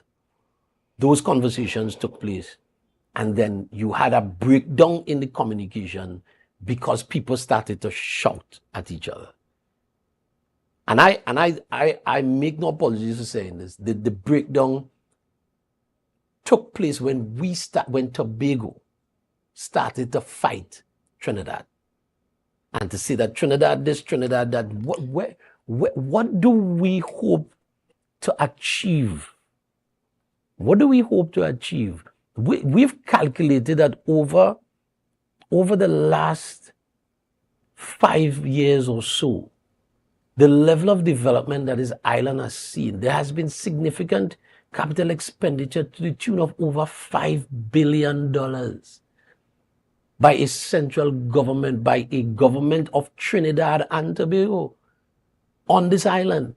There was a point where persons in Trinidad felt that too much was being done in Tobago, that too much. When we consider that an airport to the tune of $1 billion, an airport terminal building to the tune of $1 billion that is being spent, it's being constructed in Tobago. Do we understand that level of investment that this island is privy to? Do we understand that when you build out a hospital in Roxborough to treat with persons in the East, and we've made it very clear that under this administration, we felt that the East should have been further along because you had a chief secretary and a deputy chief secretary from the East. But you have projects that are the responsibility of the Tobago House of Assembly to roll out that they've left languishing. They've left Goodwood languishing. They've left, a promise was given that the Burtis Sinclair indoor facility would be built, would be completed by the administration. Is there taking sea blast? And that was given under the pretext that, okay, you had a conversation with stakeholders, and the stakeholders were saying that the space was too small. And when you spoke to the contractor gave the assurance that we had the ability, where it is in terms of the stage that it was in construction, that we had the ability to redesign. We've heard nothing about that. That project is there in grass. The only time that project saw a little bit of care was Independence Parade, because the line of sight behind the parade where the flags were erected, they needed to send somebody in there to cut the bush so that nobody wouldn't see the bush when the photographs are taken. That is, you have Goodwood that is languishing. And we made the point, the political leader, Mr. Dennis, made the point in our last press conference that we hope that Tobago East would have been better taken care of. Because listen, Chanel, the point I keep making all the time is that governance is a continuum. They talk about the debt that was left for this administration. The truth is, when Mr. London took over from Mr. Charles, he made a debt to contractors. He took his time. In the development was done on the island, as well as clearing the debt with the contractors. Governments incur debt. That's what governments do. And people and persons make the comparison and say that the money not enough and PNM had this and that and the other. But I want to remind the persons who are old enough. When Mr. Ojoy Charles was chief secretary, so Ojoy Charles fought for the dispute resolution, got 4.03 to 6.9. Mr. Charles had to treat with a allocation that was significantly less than 4. Sometimes I think Mr. Jack said this week, sometimes 2% of the national budget. But when you look at what Mr. Charles did in Tobago as well with his allocation, development that took place. I don't know if you're old enough, Shidel, to remember. And you see, that's the thing, people don't have a yardstick to measure from, because some of the persons who are speaking may not be old enough to remember these things. And so from that position, then Mr. London took over, and because of the increased allocation to the island, the development in Tobago then took a huge leap. Understood. I think one of the biggest things is that Tobagonians want to see the Tobagonians in the parliament advocating for Tobago and not for party. So even as topics arise, like the allocation for Tobago being enough, or what does Tobago truly need or deserve, when someone who sits in the parliament says it's enough, but Tobago wants a certain level of development, and based on the history of what we have been given, the level of development that we want to see, when we say we want to see Tobago being the Dubai of the Caribbean, with an allocation for development of $205 million, can we really reach that goal? And I want to also say this, that we can't take song bites, because both of our MPs who contributed to the budget debate spoke in a context. And I made the point when Luke had asked me the question at the Youth Budget Talks, that $205 million for development is what, and also we ought not to look at the 205 million in isolation. Tobago's allocation is $2.599 billion. And the reality is, this administration has proven over 3 years that they are unable to manage 10 cents. Because the truth is, $2.599 billion, if you manage how was Shaw Park Cultural Complex built? The allocation was, percentage-wise, was similar or less. Not even similar, it was less. How was the library built? The PNM, the PNM took licks for Shaw Park Cultural Complex. It took the PNM I think it was about 14 years to build it. The PNM took licks for Shaw Park, for the library, and for the financial complex. And the point I keep making is management. That is the point. We, on this side of the divide, on the political divide, let me make that very clear. That's the point that we keep making. It is about management. So, and then when you travel throughout the Caribbean, the level of development that Tobago has for its infrastructure is far superior to a lot of our Caribbean neighbors, But does that mean we should settle with where I we never are? said we should settle. But I'm just saying that we get to the point sometimes where we almost sound ungrateful. And that is something that we have to be mindful. We almost sound ungrateful, So we get in, and we keep saying it's not enough. But my question is, what have you done with what you have gotten? And that's why I went back to the point of making it that when I spoke about the talents, and the reality is, let me give you one example of something that I advocated for. I remember when I know we run out of time, but very quickly. I remember when I became senator, somebody asked me concerning CNG filling stations in Tobago. I had a conversation with the Minister of Energy. And he said to me, Lawrence, that's something that we could look into. I had a conversation with the MPs about it. I spoke to him several times, and the MP said to me, go ahead and jump in it. We pushed. Until a solution came up, which is what we have at Cove, where NGC made a decision that Tobago, because we don't have the infrastructure to put the CNG fill-in at any of our quick shops, because you don't have the pipeline infrastructure in the ground. NGC said, okay, the buses come down to Cove to fill up. So let's just make that space more customer friendly. They built out pumps. And customers now, Tobagonians who have vehicles that are CNG, can now go down the cove and fill up.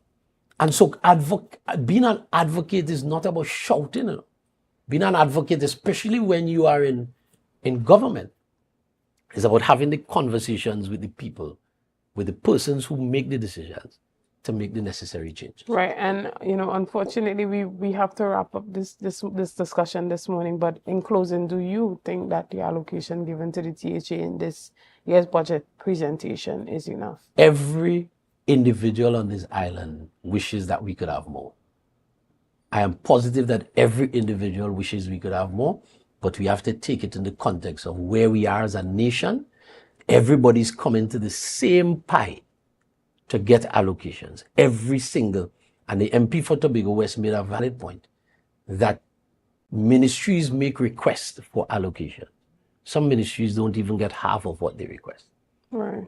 But the thing about it is that Tobago, in my humble opinion as a Tobagonian, Tobago has received over and over again a lot more than other places, a lot more than Caribbean islands, a lot more than places in Trinidad.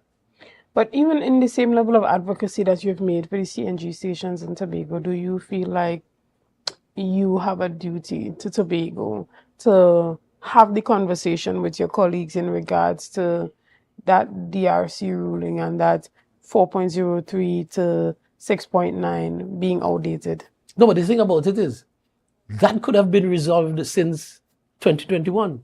That's a conversation that could have been resolved since 2021. That would take us. We could have had a minimum in 2021. We could have had a minimum of 6.8% of the national budget.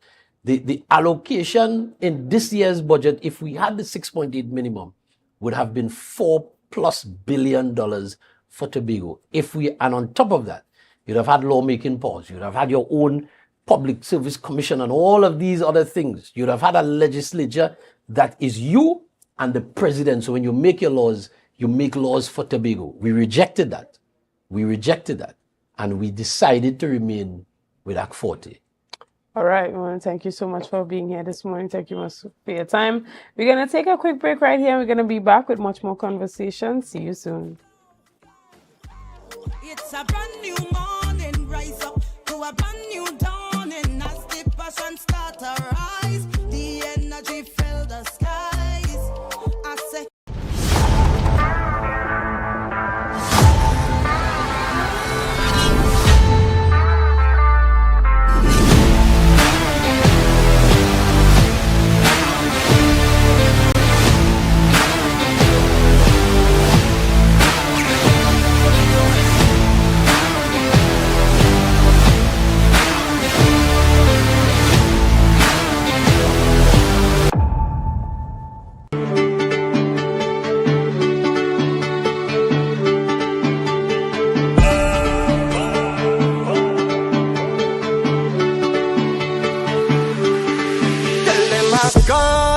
tell them I can't, don't even bother calling me. Tell them I can't. I said tell them I can't, don't even bother calling me. Tell them.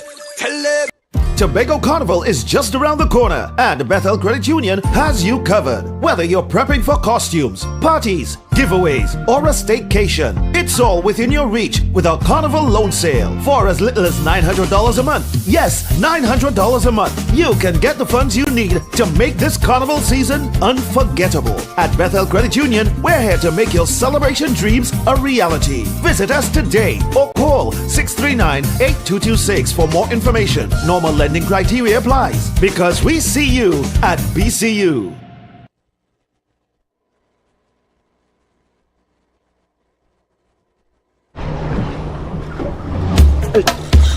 Go in. You have to stop it. You have to stop it. Welcome to my kitchen, guys. You have to stop it, everyone.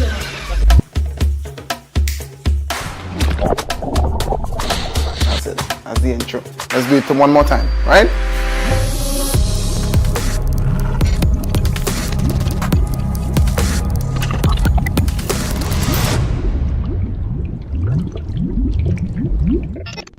So guys, there are some new developments in housing in Tobago. So it's goat racing time.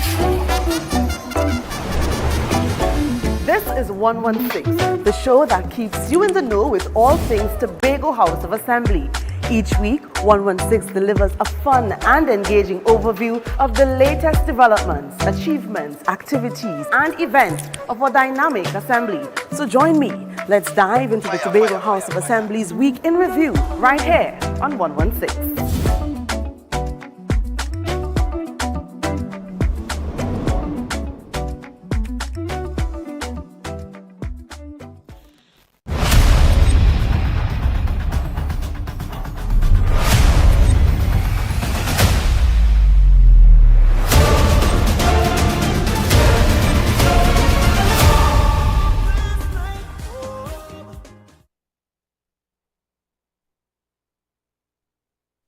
Are you an architect or draftsman looking to upgrade your skills, or a beginner eager to master essential tools? ReCAD Labs has the solution. Our Revit Architecture Fundamental Tobago course is designed to boost your skills and confidence. Running from October 6th to November 17th, this course includes a live session on November 17th for hands-on learning. Learn from experts in our virtual classroom and stay ahead in the world of architecture. Visit recadlabs.com to enroll now and follow us on social media for updates.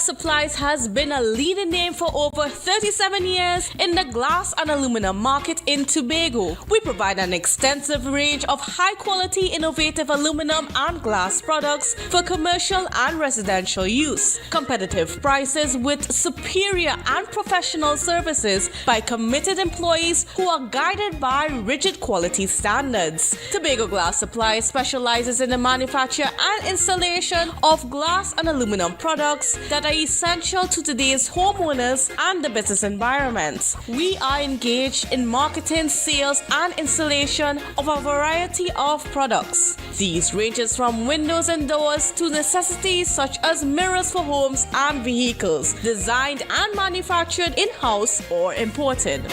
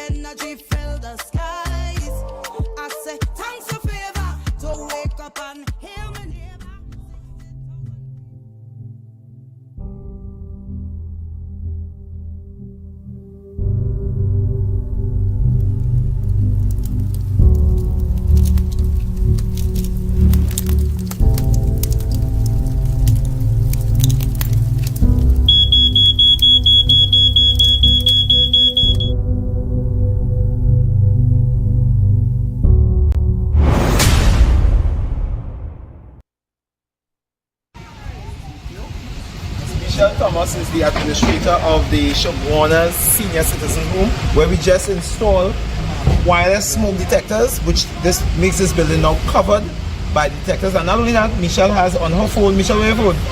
Right, so let's see Michelle's phone. Bring your phone. Alright, on Michelle's phone, Michelle can just open your phone, go on the app. What app is it? X-Sense. And she can now monitor the smoke detectors that have been installed at the Shagwana Senior Citizens Home. That gives her the ability, even if she's not at the home, she's going to get that information directly to her phone. Alright, so Michelle, I want to thank you for giving us the opportunity to come to this home and to try to make this home a safer place for everyone who lives here. So I want to thank you on behalf of the Trinidad and Tobago Fire Service. I want to thank you on behalf of BCS. You're welcome. These tips can save your life. International Fire Prevention Week is here. This year's theme, smoke alarms. Make them work for you. Is your family protected while you sleep? Do you know most deadly house fires take place between midnight and 6 a.m.? This is because generally everyone is sleeping. Smoke alarms can be your first line of defense in those crucial early morning hours. Every second counts. A fire can double in size in only a matter of moments. Smoke alarms may annoy, but they can save lives. Before we get to this, you can get this. To get your smoke alarms, visit your most convenient, certified safety supplier. Good morning and welcome back. As you saw in our introduction this morning, we are talking about fire and fire preparedness. And to have this conversation with me this morning, I have the pleasure of sitting in studio with Fire Sub Officer Jude Rogers, who is in charge of fire prevention, who is a fire prevention officer, as well as acting fire station officer Basil Winchester. Good morning, guys, and welcome. Good morning. Good morning. Chanel. So no one can really predict a fire happening at their homes, but what they can do is prepare in the instance that something does happen by equipping their homes with smoke detectors, fire detectors, as well as having A fire the extinguisher. fire extinguisher. Yeah, that's correct. So talk to us about the need to make it a mandatory part of your home building and home renovation process. Okay, so that's a very, very important point that you made.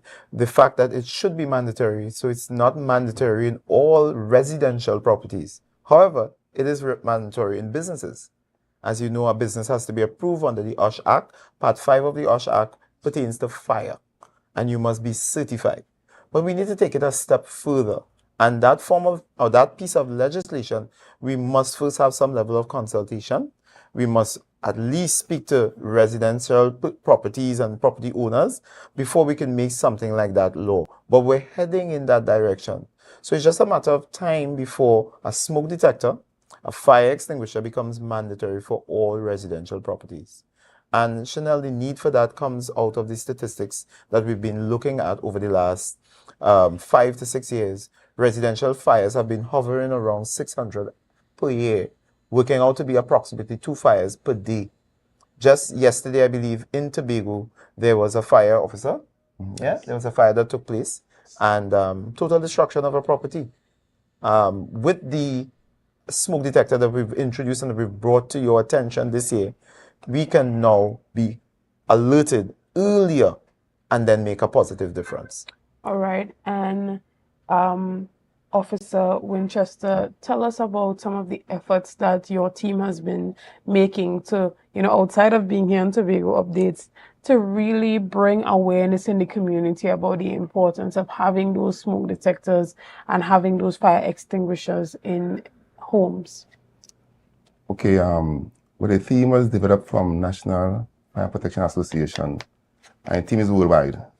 Smoke detectors make them work for you. Yes. We in Tobago, we developed on that team and we implemented evacuation drills or each program to the schools, different homes to make them aware of the fire extinguishers that we use. Right. I remember at some point, at work, in my workplace, there were officers who came and, taught us about, the different types of fire extinguishers and the importance of the different type of smoke detectors and fire detectors, that there are differences in those and where they should be located in the home. Well, there's the one that detects heat and there's the one that detects smoke, and whether it should be in the corridors of your home or in the kitchen area.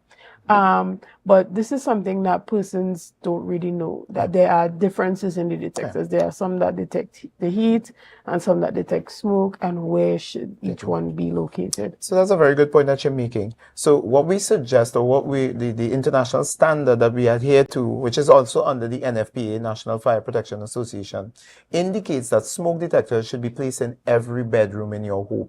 Why? Because the first sign of a fire that you get is smoke. So if you were to try to identify whether there's a fire, you'd want to get that initial smoke. And smoke has a particular signature and a method by which it operates. It tends to rise to the highest point in your room. So the location of the smoke detector is always going to be to the ceiling in the center of the room. If, however, your room has a slanted roof, you would want to put it at the highest point of that and you can wall mount it. All right? So the key here is obviously you will not place a smoke detector in the kitchen, because as you know, if you're cooking, Chanel, the first thing that happens when you're bubbling a pot, so to speak, you're going to develop smoke, and you don't want a nuisance call to take place where the smoke detector is going off unnecessarily. Then you'll begin to ignore the smoke detector. So for the kitchen, we recommend a heat detector, and for your bedrooms, corridors, storerooms, we recommend smoke detectors. All right, and Officer Winchester, you guys have been, alerting the community on the importance of having the smoke and heat detectors, but where can persons get these items if they'd like them? Well, for this week, we will be distributing detectors freely to people, businesses, residences, schools, etc. However, if you want to purchase it, there are outlets, registered outlet, you can get it. Revs, for example, Revs. All right, excellent. So, what qualifies a business or persons to receive one of these free smoke detectors? That's a good question again. Okay, so our focus has been looking at the statistics. Everything that we do and decision making in the fire services is decision making based on stats. You have to look at the empirical data and be guided accordingly.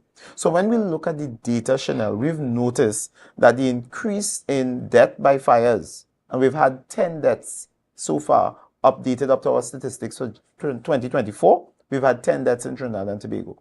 And we want that figure to actually be stymied. We don't want that to go up. But the fact of the matter is, we've noticed that the population that is most at risk are the elderly and the very, very young.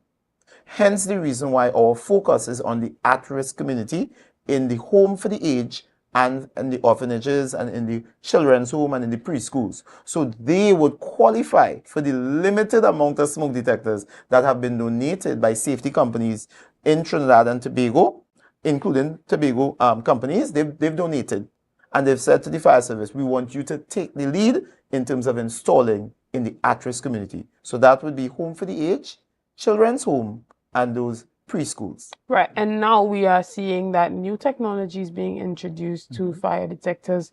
In the opening, you indicated that there are some smoke detectors that have Wi-Fi connectivity that you can monitor on your phone. Tell us a bit about that. Right, so if I may, in my hand is a prototype of the wireless smoke detector.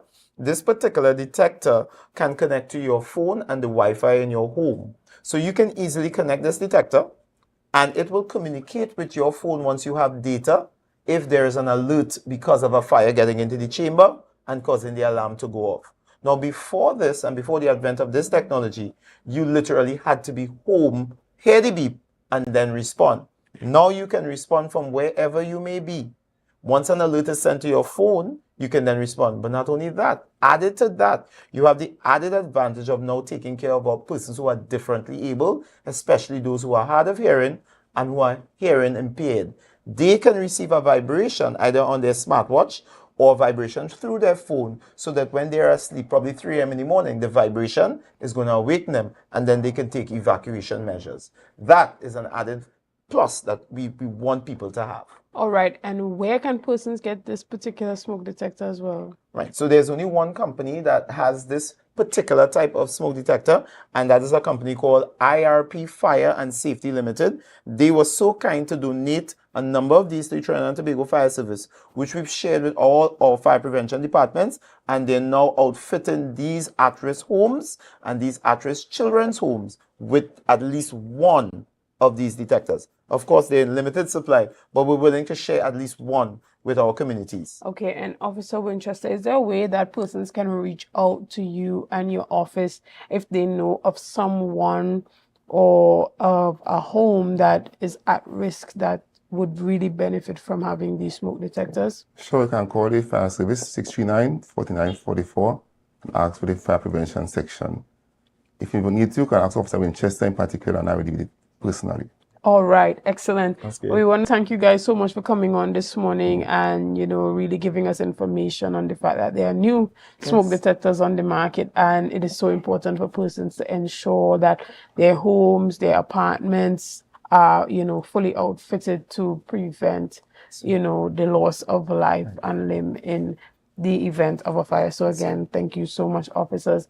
Guys, we want to thank you so much for being a part of this morning's discussion. Thank you for your likes, your shares and comments, and all that you have been doing to make Tobago Updates the #1 broadcaster here on the island of Tobago. Remember, as we rebuild, as we get back to where we were, and even surpassing it, you have a role to play. So you have to do your civic duty by ensuring that you share our new Facebook page with your friends, alerting them that Tobago Updates has a new Facebook platform, and we will look forward to seeing you, your friends, and your family following us very soon. So thank you guys and have a great day.